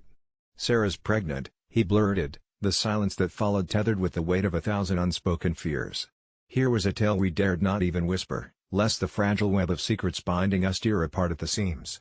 Our parents were away at a doctor visit, leaving us alone to reckon with the strangest luck akin to staring down a cracked, antique mirror reflecting fractured destinies. Every long-forgotten resentment seemed to claw back into our minds, relentless and fervent, unrelated yet entirely connected. I often find myself gazing out the kitchen window at the dusk settling in like a bedraggled stranger making itself at home, pondering why fate chose our family for its sinister experiments. I follow the mundane, yet peculiar rhythms of our household, the scrape of forks against plates, the muffled arguments through thin walls, all while enduring the cacophony of blessings and curses from this supposed stroke of impossible luck. With each passing day, my mother grew rounder, her resilience like a pioneer venturing into the unknown wilderness. And as her due date crept closer, Tom's apprehension swelled, the shadow of his impending fatherhood looming, a specter feeding the desperation in his eyes. The night my mother went into labor, an unseasonable storm raged outside, tearing at her house with icy fingers as if eager to capture any warmth and joy before it could take root. I drove her to the hospital, shooting anxious glances towards the backseat where she panted and grimaced.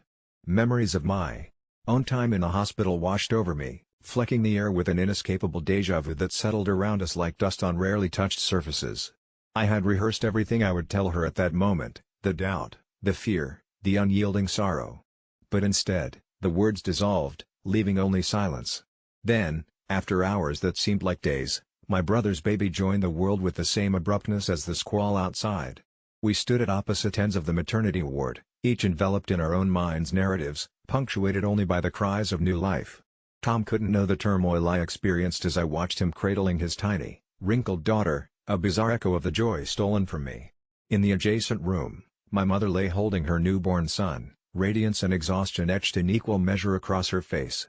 The two halves of my new world collided there under harsh, sterile fluorescent lights, beginnings unimagined, endings I still grieved.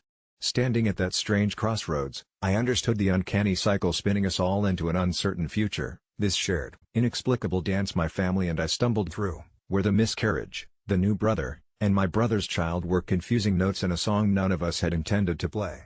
It dawned then like a blade slipping between ribs, that life was stretching around us in its timeless web, pulling strands taut and bringing us to our knees, making us acknowledge immortality as inescapable as the setting sun outside the window. And so, we stood there, a family reborn through unexplainable means, a daughter who had lost but gained in the most surreal form, a son now a father shattered by century-old wisdom, and a mother traversing earthly and unearthly boundaries as nonchalantly as a walk in the park. Could this be real? I ponder as the hospital smells fade into the background, overwhelmed by the overpowering scent of new life tempered with a twang of bitterness. Fate had given us wretched uncertainty packaged within miraculous opportunities. As I leave the hospital, squinting against the pre-dawn light, a strange resolution casts its light across my bewildered heart, realizing that our story was merely a new chapter in an endless, unpredictable, and reckless book of life itself. The tension began long before the first family member arrived, the kind of tension that seeps into your skin, a slow itch that gnaws at the edges of your happiness, and I was determined to ignore it. My cousin Jamie had invited us all to celebrate her engagement, and as the designated baker in the family, I decided to make the cake. Not just any cake, but a towering chocolate masterpiece, layered with hidden raspberries and a frosting so rich it shimmered under the kitchen lights. It was my pride and joy, an edible piece of art, and I was sure it would bring smiles and crumbs upon the faces of my relatives. As I arrived at our quaint little house nestled at the edge of a dreary forest, everything seemed perfectly normal, or as normal as family gatherings get. The air was ripe with the scent of evergreen trees and impending rain. I hauled the cake in its delicate crate up the stone steps, each one groaning under my hesitant weight, and the first red flag waved the moment I entered through the door. There was an air of condescension that clung to the room like static electricity. My aunts, my cousins, and even Jamie, each seemed caught in some hushed conspiracy of smiles and whispers. I shrugged it off, assuming it was the typical family gossip milling about until my brother, Mark, approached me, his eyes glinting with mischief. "Nice cake," he sneered in that sibling rivalry tone I'd long since despised. "Hope it holds up. You remember last time, right?" Referencing a family reunion long past where a similar cake had collapsed due to his pranks. I chuckled nervously, setting it on the table, steadying myself for the actual gathering. The afternoon trudged along, and conversations swirled around tiny, irrelevant sparks of jealousy and past resentments, culminating in a palpable undercurrent of hostility directed primarily at me, or more precisely, at my creation. The cake sat untouched, a lone island of sugary delight in a sea of savory morsels. Each appraising glance it gathered from my relatives felt like a jab at my very essence. As dinner wrapped up, the sky grew darker, and the rain began to patter against the windows, a rhythmic reminder of the storm brewing inside. It was then, a moment before the planned cake cutting, that Jamie pulled me aside, her smile too plastic to be genuine. She stumbled awkwardly through a few pleasantries before dropping the bomb.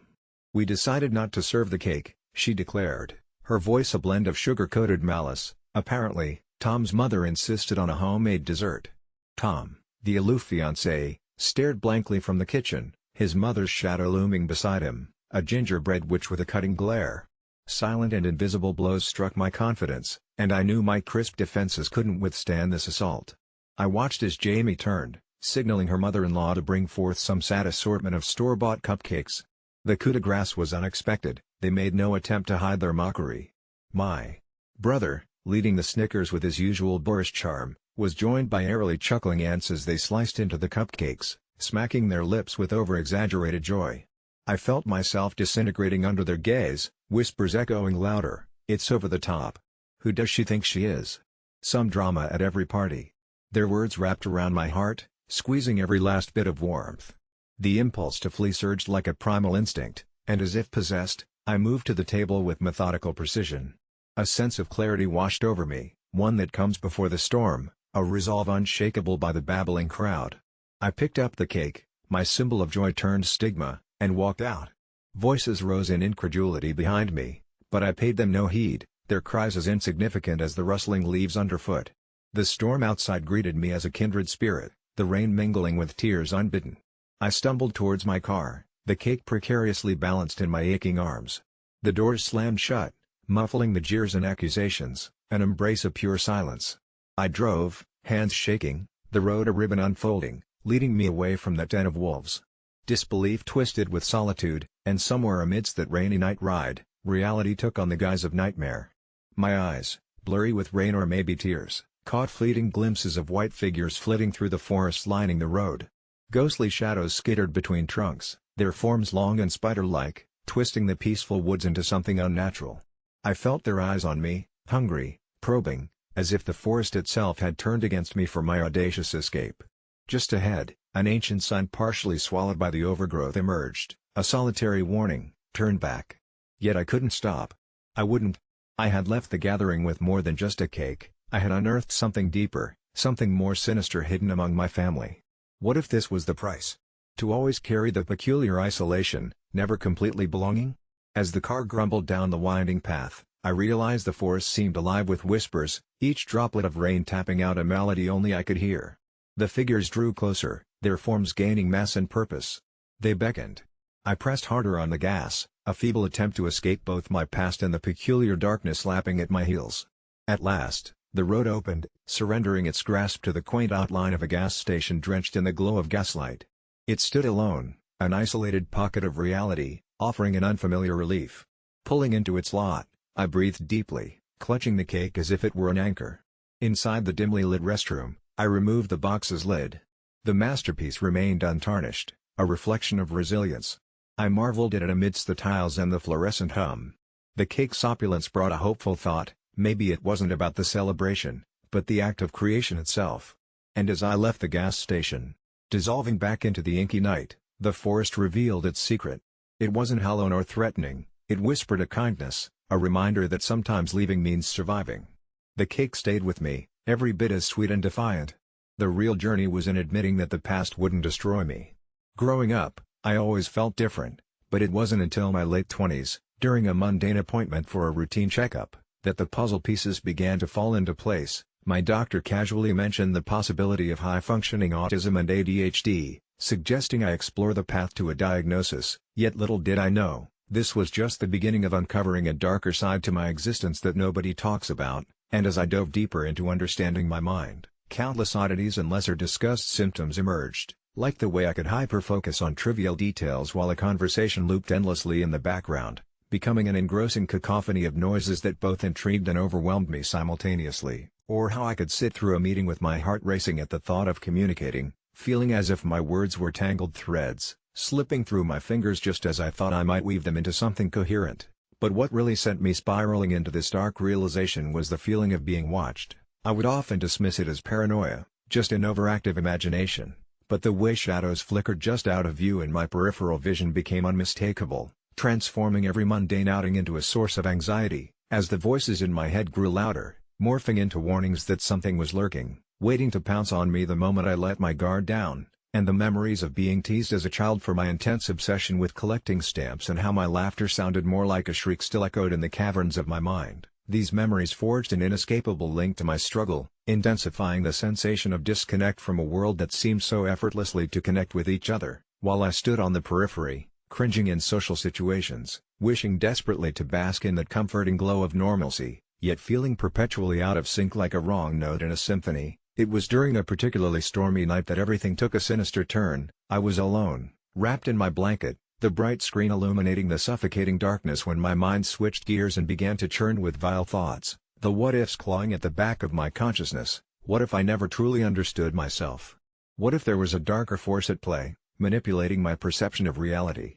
I shook my head, trying to quell the thoughts spiraling into a horrifying ocean of confusion, but as I glanced at the window, lightning illuminated my bedroom, revealing a shadow, a figment of my imagination or an echo of the ever-present fear that I was no longer alone. My heart plunged into my stomach, and I was immobilized, struck with the terrible realization that the shadows were more than an illusion. They communicated in a language I could only sense and never comprehend, and as I bravely mustered the courage to drop the blanket, stepping onto the cold floor, the static noise from my brain morphed into whispers, soft, guttural sounds that seemed to wrap around me like a shroud, leaving no escape, compelling me to listen tightly to their promises and threats, and within that paralysis, I saw them, faces I had never encountered, eyes staring with an intensity that bared my soul naked before them, their mouths moving, yet I couldn't hear the words, the cacophony still drowning out any coherent thought. They beckoned towards me as I suddenly found myself transported to a maze of memories. Every time I had felt like I was watching life through a sepia-toned filter, every moment spent standing on the sidelines, invisible to those who laughed and shared. And it clicked, I remembered even the smallest details, what my mother wore when she told me to put the toys away, the depth of a friend's laugh that faded away when they stumbled upon my obsession with trains. But the images now flickered in front of these ethereal beings and seemed to morph into scenes more sinister, twisted, monstrous, feeding on my insecurities in a grotesque manner, revealing a past where my biggest fears morphed into tangible forms, and once they had my attention, the whispers crescendoed. They began to speak of the greater burdens of understanding, of how my high-functioning label meant nothing against their unyielding ambition for chaos, sensing my desire to label them as figments of anxiety. But they proved to be something else entirely, a collective consciousness, echoing through those lesser-discussed symptoms hidden in the fabric of neurodivergence. And that's when I realized I couldn't escape. It wasn't my imagination but rather a part of me, the very essence that made me the perpetual observer, the collector, the architect of a world constructed from fear, and every meeting, every social, every trigger was becoming a battleground for my sanity. Ultimately, I could no longer separate myself from them, acknowledging the truth that resonated with the unspoken reality of those like me. We are often told we're more than our labels, yet own the torment that lies within understanding at a deeper level, a realm inhabited by shadows whispering truths we won't ever share. And I sat there amidst the echoing whispers, knowing something had changed irrevocably. I may have been high-functioning, but behind that facade lay a tightly wound coil of dread, waiting to spring, a reality where I am no longer a silent observer but part of a haunting narrative that will never cease, all stemming from the moments we fail to articulate, where every subtle nuance morphs into menacing angst lurking just beneath the surface, reminding me that even when the shadows fade, their whispers remain forever entwined with my being, a story that could never truly be told in full, yet one that haunts me, urging me to share when its only purpose is to validate the silent screams of hundreds of others wielding the same invisible burden. When I first saw the Ask Reddit thread titled "Those Who Currently Work in U.S. Federal Government, What's the Mood Like?" I ignored it. I had my own misconstrued visions of bureaucratic monotony that seemed too cliché, yet there was something in the way people responded that gnawed at the back of my mind, an unsettling undercurrent that spoke more than just the everyday discontent of long hours spent behind trading desks or in dimly lit offices. Curiosity got the better of me, and I ventured into the labyrinth of their responses. A cacophony of different voices, some disillusioned, others terrified, pulling me deeper into the minds of those who served at the heart of the nation's power. One commenter, a nameless voice lurking behind the veil of anonymity, mentioned a quiet dread that had crept through the hallways of government buildings, describing how employees whispered in hushed tones about something dark looming just beyond their reach, a vague threat that seemed to swell with every passing day. It spoke of a night shift worker who found himself under the flickering fluorescent lights of an empty hallway. He stammered about reports of missing documents, only to culminate in a chilling tale of finding a sealed envelope stamped with a misclassified clearance level that contained not just innocuous paperwork but peculiar sketches of buildings and what seemed like shadowy figures, suggesting surveillance that extended beyond their comprehension.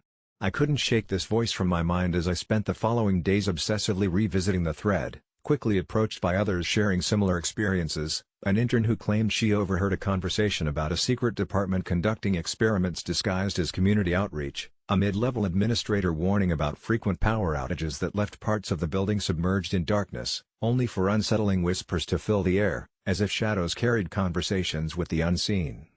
I'd continue scrolling, Captivated yet horrified, particularly drawn to a user claiming to be a research analyst, who likened the atmosphere to a sinking ship, the fear palpable, growing wildly infectious as employees avoided eye contact, their expressions haunted, as if some shared trauma had conspired to sap them of their humanity. His comments became increasingly erratic, references to a department that never existed, codes that didn't look like government standard, and strange symbols tattooed beneath the skin of government employees who had been chosen to carry out an agenda most didn't understand. Then there was the post that set my skin crawling, describing how, one evening, this analyst found himself working late and stumbled upon a janitor who was tasked with throwing away files from a containment unit. The janitor, face pale, muttered something about the watchers and hurried away, leaving behind a slip of paper with a list of forgotten names, all eerily familiar to the analyst, people who had gone missing under mysterious circumstances, with no official records of their existence. As the days passed, the thread became a rabbit hole where sanity and stifling fear intertwined in a tapestry of paranoia, culminating in a new post alleging that several government workers had started reporting vivid nightmares of a dark arm reaching through the cracks of their consciousness, distorting reality, embodying their forbidden secrets and guilts. Every night they would wake drenched in sweat, with that vague sense of dread seeping into their bones. Mindlessly awakening from these visions where they exchanged hushed whispers in an echoing room that stank of mildew, mingling excitement with dread, feeding the horror but feeling invigoratingly alive, desperate souls grasping for a fleeting reprieve in the heart of a government that had become a breeding ground for the bizarre. I shivered, knowing I should close the thread, but that suffocating curiosity tethered me to the screen, unable to silence the growing doubt as I found my own pulse quickening with every new revelation. Then something peculiar occurred. A formidable user claiming to be an insider dropped a bombshell, a haunting message that resonated deep within me, stating that someone was watching, that they operated from within, disguised as government officials, but were anything but. The existential dread peaked when threads started disappearing one by one, posts vanishing without warning or explanation, leaving only traces in the comments before they too evaporated into the ether, as if reality itself was conspiring to bury the truth. My heart raced, and I could feel the atmosphere thicken, rippling with something sinister. The final response from the insider hinted toward a planned emergency meeting, warning that no one should attend, culminating in an eerie countdown, a haunting suggestion enveloped in foreboding. I finally shut my laptop, the hushed whispers of that communal uncovering echoing in my thoughts as I forced myself to sleep, the weight of those reflections haunting my dreams. Yet, moments into the night, I jolted awake to the sound of my phone vibrating insistently beside me. It was a text, simple yet terrifying. Unread number, just a lone message. They know you're reading. The hairs on my arms prickled as goosebumps cascaded down my spine. I felt like prey in a predator's gaze, and as I bolted up to look through the window, I saw a shadow standing across the way, a dark figure silhouetted against the moonlight, watching, waiting, its intent cloaked in obscurity, making it clear that whatever horror had infected the government was now beckoning just outside the confines of my reality, and I realized with a sinking feeling in my gut that I didn't just read about fear. I had become part of the fear, and now there was nowhere to run. It was a late night at the office, just me and my thoughts sitting in the glow of my computer screen, when I casually opened up Reddit to distract myself from the demands of my life. I stumbled upon a thread titled "What's the most NSFW thing you witnessed at a workplace?" and began to scroll through the comments, each more shocking than the last, but one particular reply caught my attention, and as I read it, I felt the weight of my own experience pulling me back to a time and place I'd tried to bury deep within my memories. It had been my first job out of college, a junior marketing position at a firm downtown that came with all the typical office politics and whispered secrets, the kind of stuff you only read about in cheesy novels. There was one coworker, Sarah, who was both captivating and erratic, with laughter that made you forget the weight of the world while gripping her black coffee like it was her lifeline. One evening, as the fluorescent lights flickered and the hum of printers filled the silence, Sarah invited me to join her for a drink after work at a nearby bar that quickly turned into frequent escapades filled with too many secrets, her laughter mingling with baffling stories that towed the line of scandalous. As our friendship deepened, she confided in me about her obsession with this sultry romance novel that had been making rounds at the office, claiming it was based on a true story involving an affair between a boss and an intern, with crazy plot twists that felt all too realistic in the dimly lit break room where I first learned about the dark underbelly of the workplace. We'd often joke about how real life would never be that dramatic, until one evening when the gravity of her words pulled us back to a night that would prove otherwise. The entire office was invited to a team-building rooftop party, which started lighthearted enough with drinks and laughter but quickly spiraled as the drinks flowed, revealing hidden truths and raw desires, and I remember glancing over at Sarah, her eyes sparkling with mischief as she whispered wild ideas about what could happen if things went awry. As the night wore on, employees began to pair off, loose inhibitions and revealing intentions, leaving a trail of heated exchanges that simmered beneath the otherwise professional atmosphere. That was when I turned to find Sarah, standing closer than ever to her boss, Greg, whose easy charm and smug confidence were magnetizing in a way that made the room feel stifling. I watched, captivated and horrified, as she reached up to whisper something in his ear, the tips of her fingers dancing briefly down the collar of his shirt, while the rest of us were frozen in our laughter, oblivious or perhaps too afraid to fully comprehend what was unfolding before us. The air was electric, filled with an unspoken agreement between coworkers that this absurd charade was somehow permissible, that we were all just players in a sick game, and out of nowhere, Greg's hand brushed against Sarah's waist, a gesture that seemed casual but felt like an earthquake jolting the foundation of our office ethics, wrapping around my chest as I struggled to breathe. I could hear the laughter echoing distantly as the clock approached midnight, and even through the haze of alcohol and thrill, a part of me screamed that we were crossing a line that couldn't be uncrossed. When Sarah and Greg disappeared in a swath of crinkled sheets and red lips back at the office, I was left standing on the rooftop, utterly paralyzed with the realization that the secrets shared over drinks had evolved into something dangerously NSFW and that the office buzz would never be quite the same again. That night marked the beginning of a series of events that laid bare vulnerabilities and shards of shattered trust among co-workers who had previously prided themselves on professionalism, unraveling over the weeks that followed, punctuated by hushed whispers and sidelong glances, as we all began to wonder how Sarah and Greg would play this charade. It was only weeks later, during a seemingly normal Monday meeting, that we received the announcement of Greg's promotion, complete with applause that felt like nails on my skin, while Sarah sat across the table, an ill-concealed smile spread wide across her face, knowing full well the danger of allegiance in our twisted office dynamic. Conversations soon shifted from work to flirtation, an atmosphere fraught with tension that proved to be dangerously intoxicating, leading to clandestine meetups shrouded in secrecy, tainted by adrenaline and fueled by both attraction and the fear of exposure. As days turned into weeks, and rumors began to swirl like a thick fog of confusion around our desks, the entire office felt like a pressure cooker on the verge of explosion, and I, trapped within the maelstrom of desire and betrayal, couldn't shake the feeling that we were teetering on the edge of uncharted territories, caught between loyalty to one another and the irrefutable truth that intimacy breeds chaos. The final twist came on a Friday that still haunts me, when Sarah strutted into the office with a confidence that felt alien yet magnetic. It was a day of decisions, and as whispers grew louder and explicit text messages merged into late-night calls, the recklessness materialized before our eyes in a shocking display that left me breathless. She called my name, beckoning me to witness something, anything, that would usher us into the line of no return, and in that moment, everything snapped into focus. I stood frozen, confronted by the evolution of ordinary office life into a perilous game of shadows, secrets, and sexual tension. The affair pushed boundaries beyond repair, and Sarah's gleeful laughter echoed hauntingly as echoes of "Where do you draw the line?" eyed the corners of my consciousness, tearing apart the last threads of innocence I clung to while grappling with questions that would echo in my mind for years to come. I could hardly bring myself to leave work that night. As Sarah's laughter filled the air and excitement reached fever pitch, I knew nothing would ever be the same at that office, and ultimately, I lost more than just a friend. I lost faith in the sanctity of professionalism, and as the evening wore on and the unforgivable happened, I realized that sometimes, the most NSFW things witnessed in a workplace are not the scandalous acts themselves, but rather the erosion of trust that ripples through the entire environment like poison. And as I walked away from the roiling undercurrents of greed and folly, I told myself it was finally time to escape that wretched place before we were turned into only a distant memory, forever tainted by betrayals buried deep beneath the facade of professionalism. When I first heard my sister-in-law's decision to name her newborn son something that could easily confuse even the most seasoned linguist, I remember the way my heart sank, not out of disdain but out of concern. The name was an intricate blend of characters from her family's native language, twisted into an assortment of letters that held no meaning here in America.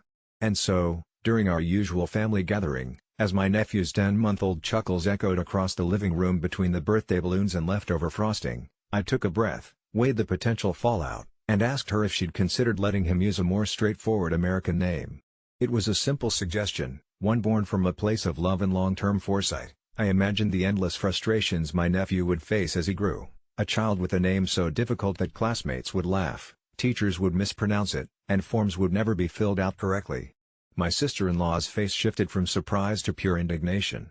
She fired back, claiming that a name holds a history and a culture, and who was I to strip him of that?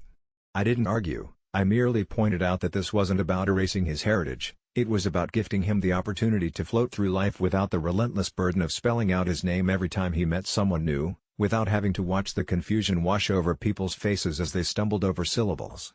But she was having none of it, the tension spiraled, and in a sudden burst, I found myself labeled the asshole when the family took her side, supporting her deep-rooted ties blinking brightly against my softer, practical vision. She emphasized that this wasn't simply a name, it was a bridge between generations, a cherished piece of her ancestry, unyielding to modern whims. For a few days, I sat with a heavy heart, the echoes of our argument replaying in vivid detail, how sometimes in cultures, love manifests through reverence of tradition, how family dynamics twist and weave into something fragile yet beautiful, and how easily I had risked shattering it with my careless words. By the end of the week, however, I thought maybe it was time to talk again. To mend what had frayed, I envisioned a well-structured apology, the kind that might encapsulate understanding and a mutual desire to meet halfway, reminding her of how much I adored that little boy. When I called, ready to reconnect, my sister-in-law answered, her voice halting, muted.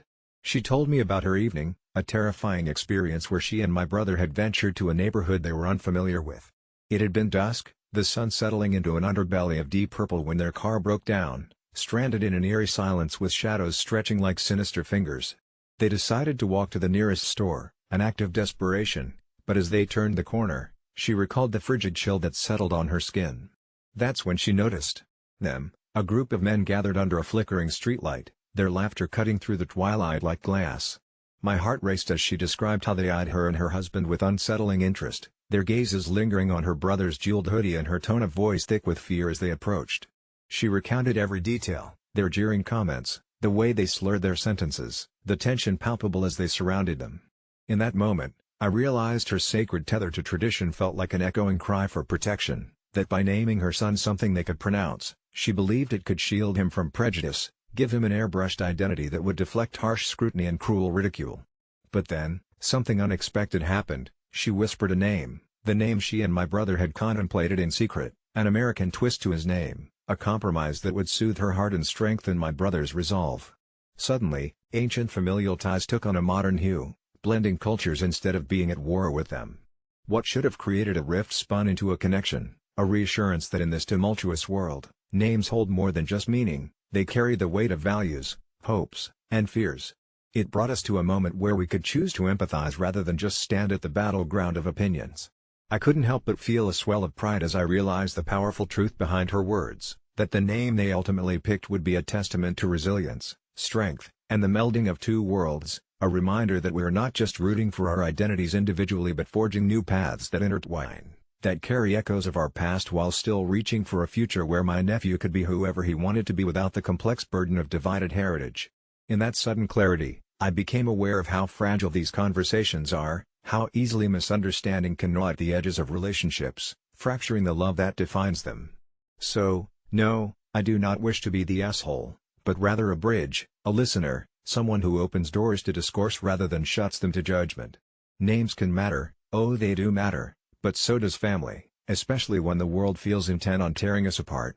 For over 2 decades now, I've carried pumpkin seeds in my pocket, scattering them across every place I've visited. It became a ritual, beginning from a whimsical thought and spiraling into something far more sinister than I could have ever anticipated. It started innocently enough. I remember my grandmother's garden filled with the vibrant, sprawling vines of pumpkins that transformed her backyard into a living fairy tale. The simple act of sowing life from such an unassuming seed entranced me as a child. It felt like magic, seeing the small orange globes grow into massive, glowing entities beneath the leafy canopy she lovingly tended. After she passed, I found solace in planting seeds wherever I wandered. It was my way of keeping her spirit alive, nurturing the same enchantment I once felt in her garden. Every pocketful of seeds carried hope and remembrance, and I naively believed in their harmless whimsy until strange things started to happen. At first, I didn't connect the dots. The vines would appear in odd places, threading through sidewalk cracks in cities, creeping across suburban lawns, and climbing up trees in parks. But then the reports began. Neighbors spoke of strange occurrences near these pumpkins, whispering tales of shadows moving in the corners of their eyes, of ground that felt alive, pulsing like a heartbeat beneath them. A sense of unease settled over the places I'd been, and people began to avoid those areas, sensing something was amiss but unable to articulate it. I, too, started noticing peculiarities. Pumpkins that grew seemingly overnight into enormous, twisted shapes, far beyond normal autumnal bounty. Faces seemed to form in their ridged surfaces, grinning and leering in the darkness. Birds would not perch near them, their songs absent in their presence. One night, while traveling through a remote stretch of woods, I heard a rustling. My flashlight caught glimpses of hulking shadows shifting among the trees. The pumpkins there had grown immense, their vines thick as my arm, pulsing faintly with an unsettling life. Hidden within the shadows were forms that seemed to torn from nightmares, distorted figures that never fully emerged from the shade, watching me with an intelligence that was deeply, instinctively wrong. I fled, seeds spilling from my pockets as I ran, trying desperately to escape a horror I had unwittingly propagated. Over time, the connection became undeniable. The more seeds I planted, the stranger the manifestations grew. The vines almost seemed conscious, stretching towards people, their tendrils curling like fingers. An oppressive weight filled the air near the pumpkins, a palpable malevolence that chilled even the warmest summer breeze. My dreams were invaded by grotesque visions of the pumpkins opening, revealing cavernous mouths filled with seeds in place of teeth, whispering secrets I could never remember upon waking. Attempts to eradicate the plants were futile, every vine cut down seemed to return. Thrice as vigorous, as though offended by the resistance. Soil grew barren where the vines were pulled, refusing to nurture anything else, and any new seeds dispersed grew more sinister than their predecessors. Only one person, an elderly herbalist living on the edge of one such haunted plot, offered any plausible explanation. She claimed the seeds bore not just life, but part of me, my essence, my emotions, and maybe something darker. Every plant that sprouted carried a shadow of my grief, my anger, my moments of despair, traits that festered and mutated into what had been unleashed. Returning home, I tried burning the seeds, thinking perhaps I could sever the connection before it grew further out of control. But the flames fed the seeds, rather than consuming them, and the smoke that rose whispered my grandmother's name. I now scour every filed report of bizarre vegetation sightings, hoping to trace the cursed vine's proliferation back to their source, hoping that somewhere amidst the chaos lies a secret to undo what I've set in motion. But even as I search, I realize the seeds have scattered too far, taking on lives of their own. Wherever I walk, the earth chills, awaiting the next cycle, sensing the burden of the destiny I've seeded across the world. Whispers follow me now, weaving through the breeze, asking questions I dread to answer. As twilight descends, I feel the weight in my pocket, seeds that seem to hum with intent, uncomfortably warm against my skin, like the last breath of a lingering, unseen presence reminding me of the unknown legacy I'm growing, and possibly the end I might reap from it all. I've always been fascinated by the deep and mysterious world beneath our feet. Caving was more than just a job for me, it was an obsession, a way of life that I embraced wholeheartedly. When I got the tip about an unexplored system hidden away in the remote wilderness, I was thrilled. Maps were incomplete, and local legends hinted that something unnatural resided within. I scoffed at the warnings, itching for the thrill of discovery.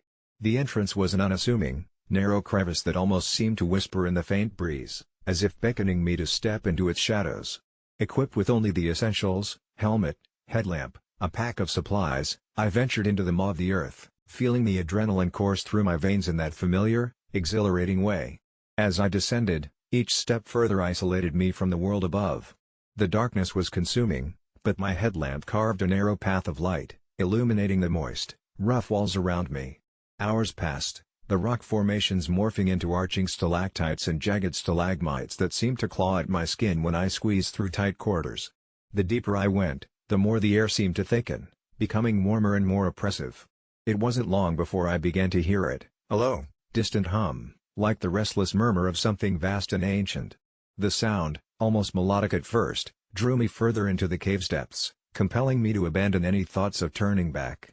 I became fixated, following the sound like a moth to a flame. As I moved forward, the cave began to change.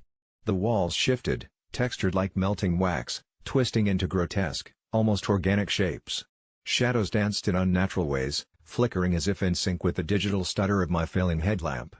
Panic set in, but curiosity gripped me tighter. I had to know, I had to see what lay at the heart of this auditory abyss. I came upon a cavern, Vast and echoing, its walls shimmering with an eerie phosphorescence that pulsed in rhythm with the humming. In the center of this cavern was a pit, an abyss that seemed to absorb all light and warmth, exuding a malicious, magnetic force that threatened to pull me into its heart of darkness. As I approached the edge, the ground beneath me shifted, revealing grotesque faces twisted in agony, their mouths silently screaming, eyes wide with eternal despair. My mind reeled with terror as the humming transformed into voices, a cacophony of tormented souls whispering secrets of forgotten horrors. Every instinct screamed for me to flee, but my body betrayed me, inching closer to the void. I was on the precipice, peering into an endless chasm, dizzily swaying, when I saw them, skeletal figures with burning eyes, climbing slowly towards me from the depths. Fear finally broke my trance. I stumbled back, gasping for breath, my heart pounding like a war drum in my chest. The air was stifling, heavy with an unholy presence that seemed to reach into my very soul, pulling at the strings of despair and surrender.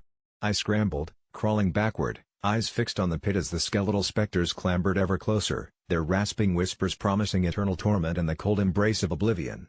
Somehow, adrenaline took over, propelling my body upwards through the winding corridors, the malevolent laughter of those dead souls echoing in my ears, mocking my frantic escape. Every step was torture, legs leaden and refusing to obey, fatigue clawing at the edges of my vision. I was certain I'd never escape, fearing the whispers would follow me for eternity, coiling around my mind like a demented snake.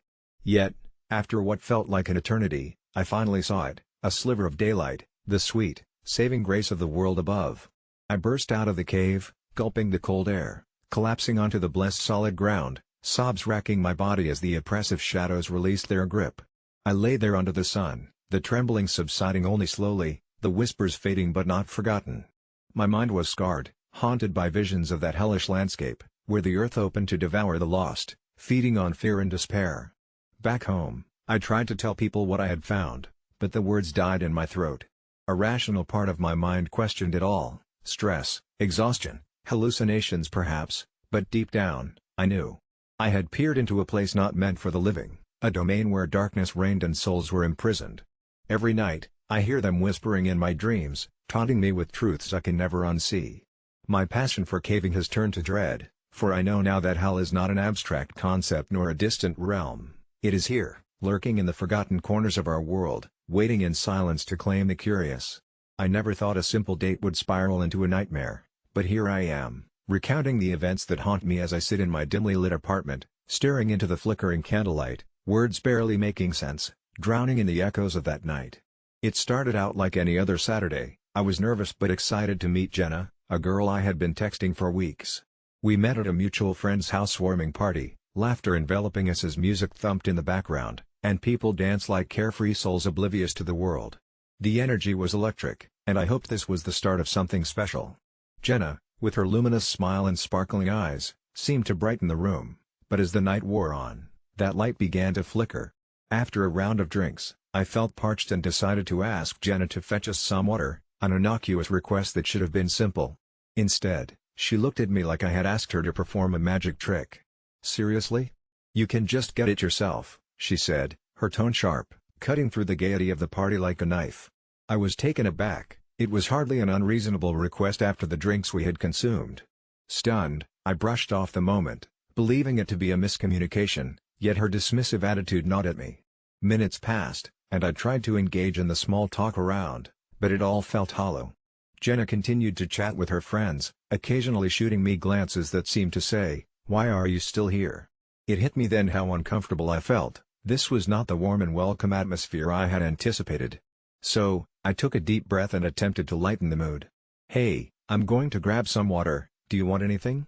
I asked her, trying to keep it lighthearted, still holding on to the hope we could turn this evening around. By now, I could feel the tension cracking open around us as if we were both trying to spin our own webs in a place that was already tangled in others. "You can literally just walk into the kitchen and pour some," she replied, her voice laced with irritation, as if I were asking her to climb Mount Everest barehanded. It was the tone that bruised me, not even the words. With every second that ticked by, my irritation swelled. The people around us were moving, laughing, blissfully unaware of our subtle battle of wills. My heart sank within my chest as I realized I was no longer interested in salvaging the evening.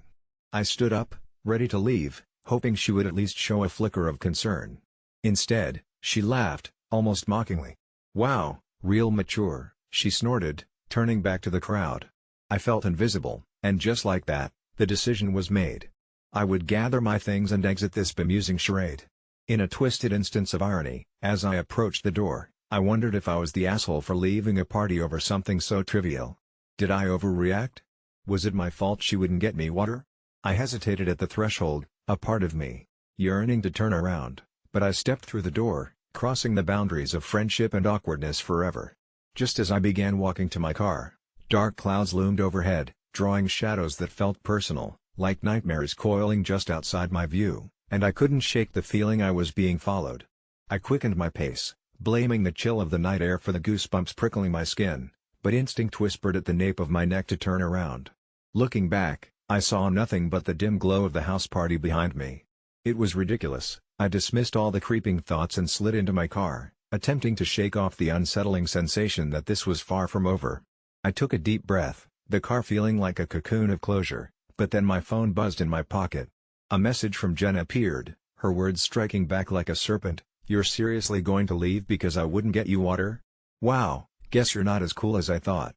My jaw clenched. I started typing out a response, my fingers furious against the glass screen, but then I stopped. I didn't need to give her any more of my energy. I'd made my choice.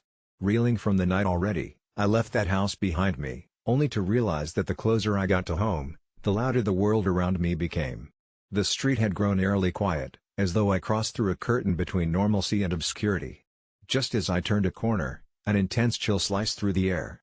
The street lights flickered, illuminating the asphalt in wild bursts, shadows dancing across my vision in unsettling ways. Was it paranoia or something lurking just outside my line of sight?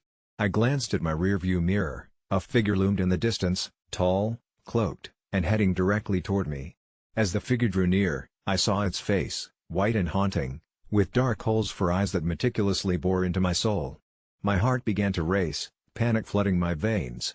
I threw the key into the ignition, desperate to flee, but the engine sputtered.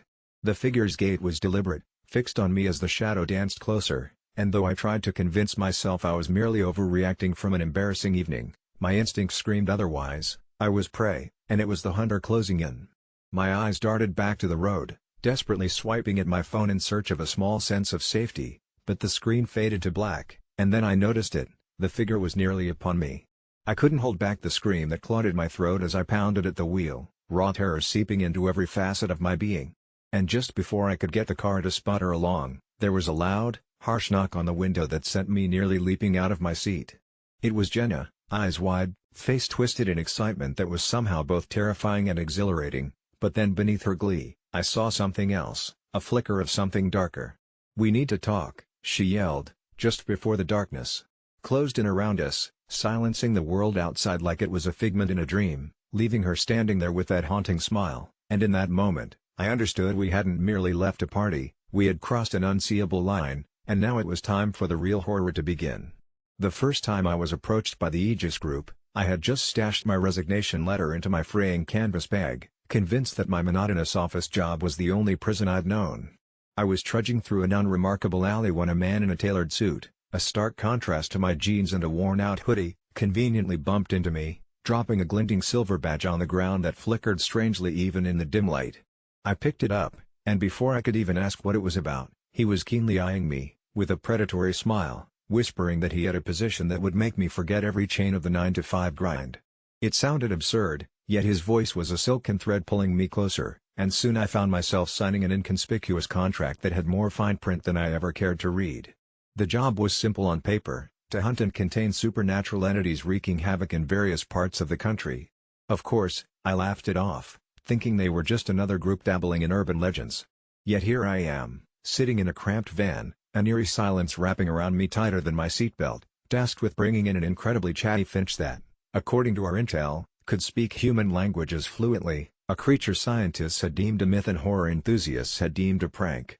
That day started lazily, with me half-heartedly flipping through my notes, just to suppress the clamoring doubts in the back of my mind. I couldn't help but wonder what kind of organization hires people to chase after birds. My colleagues, if I could even call them that, were a bunch of grim-faced professionals, armed to the teeth with specialized equipment, net guns, containment cages, a rather ominous repellent dust that glowed in moonlight, and tranquilizers made from something as ominous sounding as riptonic extract. As we narrowed in on our target, perilously perched on a gnarled branch, I couldn't shake the feeling we were playing a ridiculous game of hide-and-seek with a mythical creature that probably just wanted to enjoy its freedom. But I pushed those thoughts away as we settled into the trees, scanning the area with night vision goggles, where the whispering of leaves and rustling underbrush heightened my senses. When the bird finally flitted into view, everything changed. Its feathers were more vivid than any azure I'd ever seen, its eyes sparkling with intelligence that flicked between cunning and curiosity. That's when the real chaos began. "Think you can catch me?" It chirped in a surprisingly melodious tone, and I swear, for a split second, my heart skipped as if the finch baited me with the promise of understanding. My team gave a collective jump, and the finch erupted into boisterous laughter, a sound so human it felt like an enchantment woven into its trill. I was astonished, shouting orders, trying to get my bearings, but the creature was too quick. It dodged every attempt we made to ensnare it, and I began to wonder if perhaps this wasn't just some bird but something far more cunning. Our initial confidence was waning at a staggeringly fast pace as it continued to taunt us like a child, chirping cascades of words that took jabs at our profession, our gear, and even our personal lives. I heard it mock my mixed-up attempts at dating, reminding me of how I'd awkwardly spilled coffee all over my crush at the office, all while flitting between branches as effortlessly as if it were the king of the sky. Seconds turned to minutes, and as the finch continued its mind games, the routine turned frantic. One of my colleagues, Sam, lost his temper, yelling curses that sent the bird into hysterics. But in those haunting moments, reality took a horrific twist. Something deep in the forest stirred, shadows twisted like taut strings about to snap, and we realized too late that we were not the hunters anymore, we were prey. From the underbrush, grotesque shapes emerged, silent and swift, contorted with gaunt limbs and elongated mouths that twisted into eerie smiles, their eyes sucking in the light around them like black holes. The finch, now just a speck of chaotic laughter, perched high above us, benevolent and malevolent in equal parts, as it sang a parody of a hunting call, echoing through the trees. I turned to hit the distress button while screaming for Sam, only to find him nowhere in sight. He'd already fallen victim to the creatures that had materialized like nightmares come to life. Suddenly aware that my phone was devoid of service, panic clotted my throat as the laughter of the finch morphed into a cacophony of snapping twigs and discordant shrieks. The hunt had turned grotesque, every second felt like a lifetime. I grabbed a tranquilizer and shot it at the finch despite its undeniable allure dwelling in the back of my mind. The bird evaded me with a graceful flick of its wings, clearly amused at my futile efforts. As the bulk of my team was swept away into the shadows, I found myself grappling with the realization that I had traded my mundane prison for a more diabolical one. In a final, desperate attempt, I yelled into the abyss, pleading with the finch to help us, to reveal its secrets, but its eyes glimmered with an ancient knowledge that cut deeper than mere words. It simply said, "Nature has a way of balancing the scales, and you lot are just pawns to be played." No, I wasn't just contracted by a secret corporation, I had become a dumbstruck participant in a farcical game orchestrated by an unearthly creature. And then everything went dark. When the sun rose, the van was empty. Only a few scattered feathers lay strewn about. I escaped with nothing but my memories of laughter echoing in my ears, a chilling reminder that in a world where supernatural forces dance in shadows, even the most innocent of creatures could lead you straight into the jaws of your nightmares. So if you ever find a chatty finch in the midst of the woods, heed my warning, don't listen to its laugh, for you may just find yourself becoming part of a story you will never live to tell. When I was 7, there was this sunless November day when the power failed, leaving our elementary school trapped in twilight. The darkness seemed to seep in through the cracks in the old gymnasium where a whole school assembly was underway. It was so quiet that even the whisper of crumpled lunch bags amidst hundreds of breathing kids felt like a nervous secret passed around, too frightened to be spoken aloud. As Mrs. Collins stood on stage, diligently reading announcements, her voice crackled over the PA, its echo bouncing off the high arching ceiling, drowning us in monotony and expectation. But for some reason, on that particular day, everything felt wrong, the kind of wrong that makes your skin itch, your throat dry up, and your brain feel like too many channels yelling at once.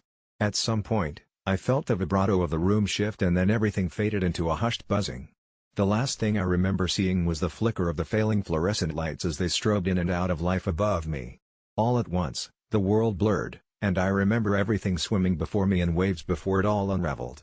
I woke to the sensation of something rough and metallic against my hand, a taste of pennies in my mouth, and a faint, faraway drone that could have been the hum of 1,000 flies, or the breathless whispers of kids frozen in morbid fascination. Above me, a concerned yet unrecognizable face hovered, a teacher, maybe, or a nurse, and for a moment, my life was merely a cacophony of murmured conspiracies. The story of my fainting spread faster than the flu that winter. I became the kid who blacked out at school, and with it, came the stories, the rumors, and worse, the shadows whispering things I couldn't control. In classes, I felt eyes stabbing through me. In hallways, clusters of students parted as if expecting lightning to follow in my wake. I heard murmurs, maybe he's sick, and more unsettling ones, maybe he's haunted. Each day felt heavier than the last, laden with speculation lodged like stones in my chest, impossible to dislodge. Eventually, the rumor mutated, spiraling into something far more sinister. Kids started swearing they saw me wandering the halls after the blackout with vacant eyes. They described encounters with me in places I had never been, the bathrooms, the art supply closet, even the boiler room, a place I didn't even know existed until then. They talked about seeing my silhouette hunched in corners or scribbling in books with frantic energy. No amount of pleading could convince them I hadn't seen or been such places. Their accounts were terrifyingly precise, narrations detached from reality yet detailed in a way that left me questioning the solidity of my own perceptions. Determined to untangle the myth from reality, I began eavesdropping, piecing together the wandering shadows' movements that were attributed to me. Each story clashed with everything I knew of myself while aligning terrifyingly well with an itinerary that painted a fractured map of our school. At the hilt of rumors was one persisting notion, the idea that anyone who engaged with my shadow self felt a hollow emptiness echo within them, a sense of being less afterwards. Kids crossed themselves when I passed, making jokes with razor-edged humor about possession or being from the other side. Things spiraled into a sinister territory, tethered to an ancient and unnoticed infrastructure of tethering whispers that led to hushed adults and glances I couldn't quite catch. I started noticing the small things, patterns carved into desks, small tetrahedral shapes subtly painted over the old wooden beams in the hallways, engulfed in cobwebs. A scratch against theory assumed dismissed, the idea our school harbored ghosts emerged, and what began as a series of quotes hastily dismissed became undeniable when Amelia, the school's brightest, claimed the shadow spoke. According to her intricate retelling, she saw me standing alone in the music room, fingers absorbing the notes of an ancient melody bruised into black keys. The shadow turned, she said, and spoke in a voice burdened by time, warning of something, the danger lurking at thresholds between worlds beneath.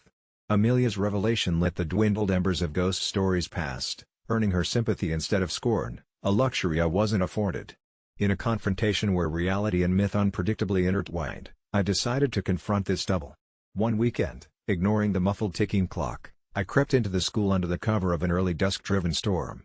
Waves of coldness guided me on, the echo of footsteps, mine? Following closer than they should. The corridors were quieter than they'd ever been, silencing an awakening shiver to ripple through the fabric of my bravery, but I couldn't stop. I moved towards the music room, the proclaimed haunt, and with each step the air grew heavier, breathing felt like inhaling night itself. Pushing the door open, a palpable chill grappled me, and sitting there, half draped in shadows cast by the storm, was the cryptid me. It was ethereal, intangible in form yet manifestly present, wearing my face but more ash than flesh, more absence than being.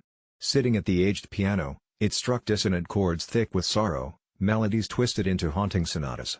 In those discordant notes flooded memories, echoes of the whispers that fluttered around me.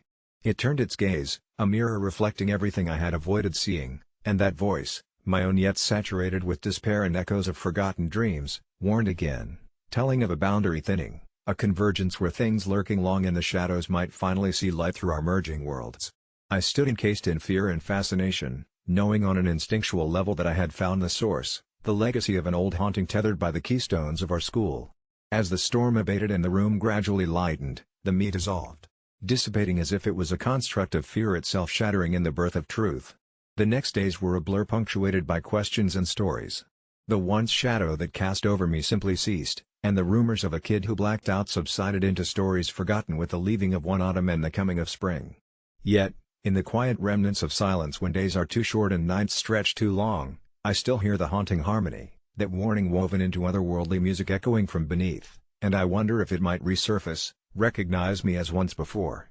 Though unseen since, the school remains encased in its own narrative of echoes, where somewhere in between the notes, my story, our story, waits unplayed. It started a few weeks ago, the unease gnawing at my gut every time I walked down Culver Street. I couldn't explain it at first, but as the days rolled into weeks, the feeling snowballed from mild discomfort to unshakable dread. I had just moved to town and was getting used to my new surroundings when I first noticed the trash bins. You know, the big, green ones that line the curb every few feet in any neighborhood? Except on Culver Street, they were always empty, always. I've got a dog, a scruffy little terrier named Max, and our walks down that block became a point of obsession for me. Each afternoon as we made our way past the rows of crisp, clean trash bins, I began to hold my breath, looking for any sign of refuse, any remnants of life daring to touch the stillness, but nothing ever changed. It was as though a giant vacuum existed, sucking away any waste before it had the chance to settle. I tried asking my neighbors about it, hoping for a laugh or at least some offbeat explanation, but they all responded with wide eyes and tight lips, as if I had asked them about a dark secret, shaking their heads slowly and whispering worriedly that it was best not to think about it. That's when my imagination took the wheel. Every time I walked past those empty bins, I pictured frenzied scenes of something sinister lurking just out of sight, drawing everything in and then feasting. Maybe something as mundane as a family of raccoons at midnight, or maybe something that belonged to the stories we whisper around campfires, something that wanted to keep the street free of clutter as it maintained its hunger. A few sleepless nights later, craving answers like a drug, I decided to venture out at dusk. The sun hung low, tossing long shadows, and as I crept down Culver Street with Max on his leash, I felt the cool air drizzle over me, goosebumps dancing on my skin as I caught sight of the street lamps flickering to life. There was a heaviness in the atmosphere, a sort of smothering silence that made the hair on my arms bristle. Every few steps, I turned to glance back at the bins. They watched, still and empty, as if anticipating a visitor, and I felt their gaze pierce deep into my soul. A knot twisted in my stomach and panic began gnawing at me when I noticed that we were not alone. Shadows shifted and scuttled, inhuman shapes starting on the edge of my vision, retreating whenever I turned to confront them. It was just a trick of the light, I told myself, just my nerves, but part of me, deep down in the cavernous darkness of my mind, whispered that it wasn't just paranoia. Racing thoughts heightened my senses as I passed the last bin, bleak and vacant, like the others, and suddenly the scent hit me. For a moment, every instinct screamed at me to turn around, to drag Max back to the safety of my home, but there was something alluringly repugnant that pulled me closer, beckoning me to investigate. The air smelled of decay, the rot of something long gone, and yet, oddly, familiar. I held on to Max's leash a bit tighter, moving closer to the open lid perched precariously atop the last bin. I peered inside, squinting against the creeping dusk, and my heart stuttered in my chest when I saw it, a glint of what looked like a plastic bag, neatly folded and stuffed into the depths of the bin as if someone had placed it there with considerable care. It wrinkled, hinting at movement, and suddenly I was terrified, thinking of all the things it could contain, the horrors buried beneath the ordinary facade of a trash bin. Perhaps it was the remains of something, an animal, a person, a secret better left untouched. A desperate shiver gnawed my spine, and just as I began to back away, teetering on the verge of turning tail, the ground beneath me cracked, a low, guttural sound emanating from below, vibrating right through the cracks in the pavement and into my bones. Max whimpered, stamping his paws as the dark shapes reappeared, crawling out from their sanctuary and into the light. I don't know how to describe them, not fully, perhaps like rotting puppets, limp and grotesque, their eyes glazed and hollow, drifting toward me with a chanting that sounded eerily human yet twisted beyond reason. Cold sweat pricked at my forehead, and I was frozen, paralyzed as they surrounded me, the smell of rancid meat and mold growing more overpowering with every shallow breath I took. My mind raced, I bolted, yanking Max with me as my feet finally regained their sense of urgency, my heart pounding a frantic rhythm of fight or flight. We sprinted back toward the light at the end of the street, the echoing whispers following like demons just beyond the corner of my eye. I could hear them shrieking, their voices layered with madness and hunger, taunting my escape as the last bin, the stinking, vacant bin, stood sentinel, waiting patiently for whatever was left of my sanity. I hardly slept that night, hearing the whispers creep into my dreams, taunting me with that putrid scent, and the next day I unloaded my fears onto anyone who would listen. But discouragement met me at every turn. The locals just burrowed deeper into their shells, speaking in hushed tones and darting nervous glances toward the street now feeling more like a graveyard than a neighborhood. The following night, something deep inside me crackled, my legs moved before I could consciously decide to. The temptation was too powerful, I needed to understand what was happening on Culver Street, even as my rational brain screamed for me to run. I stood once again before those sinister bins, and though darkness cloaked the immediate path, a sickening instinct drew me close. My heart was pounded erratically while I pried the heavy lid open once more, praying it was a bad dream, and then, in the edge of the faint light, I saw it, a grotesque mass, writhing and heaving, caked with grime, with eyes too many to count, swirling aimlessly. It looked like a creature formed from the very essence of nightmares, stitched together from broken bits of anguish and despair, breathing deeply as if drawing strength from the darkness, and then it hissed, a voice fueled by the weight of insatiable hunger. "You're next," it whispered, and all I could think of was how those bins, those hauntingly empty bins, were never truly empty. They existed as a hollowed-out facade, keeping their secrets tucked away for when someone like me slipped through the cracks, someone who was just curious enough to peer inside. I ran again, swallowed by the echoes of my own screams, but here's the thing, every night since, I found a new trash bin filled with plastic bags lining the curb, and when I dared glance at the contents, I saw remnants of things lost, hints of flesh and bone, of memories and lives, discarded whispers forever silenced in darkness. Culver Street's emptiness was a monster's lure, and now, my neighbors avoided me like I was the real danger, shunning the harbinger of stories yet to unfold. But I saw the truth as surely as I saw my own reflection. Those bins would always remain empty to them, but to me, they'd become a warning, a perpetual invitation to delve deeper into the secrets they housed, to join those who disappeared and to help feed its insatiable hunger. It was 3 a.m. when I stumbled upon the thread titled "You're given a million of whatever you last googled." What is it? On Reddit, a harmless way to distract me from my insomnia, something different from my usual dark rabbit holes, so I clicked in, only half paying attention to my own search history until I remembered that just hours before, I had been so terrified by an unexplained noise from the basement that I googled how to deal with ghosts. As I read through the responses from other users who'd joked about their musings, millions of puppies, a lifetime supply of pizza, or, hilariously, $1 million, I began to idly contemplate what it might mean to wake up the next morning with a million ghosts clamoring in my house. I laughed it off, justified it as tired whimsy, and climbed into bed. But as the night wore on, the shadows in the corners of my room shifted, twisting into something unsettling. I tossed and turned, losing sleep to both weariness and a growing dread, each creak of the old beams above me echoing like an ominous whisper, reminding me of the absurdity of my late-night Googling. Morning broke, and as sunlight splashed over everything, I shook off the peculiar feeling, convincing myself it was just fatigue, but as I moved about my day, I couldn't shake the gnawing conviction that something was different. My phone buzzed with notifications, and I found my friends online, laughing about the thread, sharing what would you get? But their humor faded as I glanced around my house. The air thickened, it felt alive, almost charged, but I ignored it, blaming my imagination. When evening fell, I finally buckled down to go through my notes for the lecture I had to give the following day, but even with my focus, I couldn't quiet the nagging feeling that I was being watched. It wasn't until I turned off the lights, surrendering to a restless sleep, that I heard it, a soft, melodic humming, so gentle at first but growing louder, curling into my dreams like smoke. It was beautiful yet unrecognizable, and when I awoke, it was deeper into the night than I thought possible, the shadows pressing against the walls like a living quilt, and I felt them before I saw them. A flicker in the corner of my eye revealed what I dared not believe, formless shapes drifting near the edges of my vision, spectral outlines gathering just out of reach, and the humming drifted into whispers, soft but urgent, a cacophony of voices that filled the air with their disembodied urgency. I leapt from my bed, flipping on every light, only to be met with an oppressive silence and the echoes of my own ragged breath.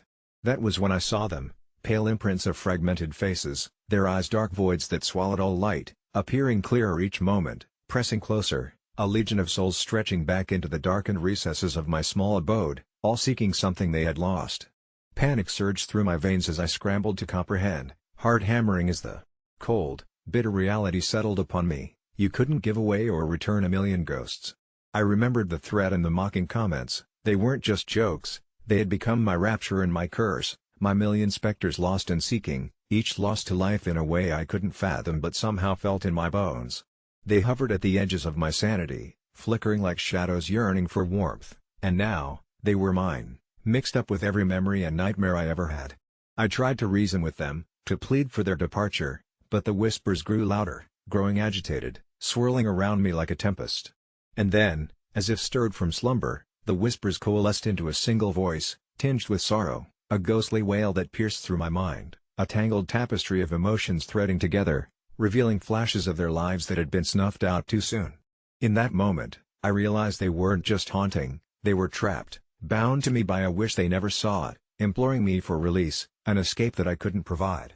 I sank to the floor, desperate, tears streaming down my face as I finally understood this was my doing, not just a fun thread, but a reality warped beyond comprehension.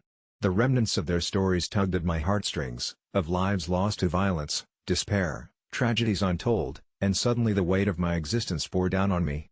I had turned their pain into a mere joke, something to chuckle at in the heat of a sleepless night, and now their despair filled my home, each face a reminder of warnings ignored and pleas unheard. It felt surreal, those moments in dark clarity where the divide between the living and the dead blurred into a haunting truth. Seeking absolution, they gathered, and I realized I was drowning in a sea of regrets long buried. I had wanted answers to the supernatural, a fright not faced, and now I bore the broken shards of their existence in my waking world. I smashed the mirror in a panic, desperately searching through the shards for clarity, for a way to break the curse I had unwittingly unleashed, when a hollow voice echoed, promising release, "Help us, and we will help you." I should have recoiled, should have turned and fled, but the desperation pulled me in like a moth to flame, swallowing me whole, binding me to these spirits who had lost everything. They threaded the darkness through my heart, offering me power in exchange for their freedom, an exchange laced with a sinister beauty I could barely process, leaving only one question: how far am I willing to go to erase the mistake I made on that innocent evening? I don't have the answer yet, but I'll let you know if I ever return, haunted and hollow. That maybe what we search for online brings up more than we bargained for, and perhaps, just perhaps, my million ghosts were only the beginning.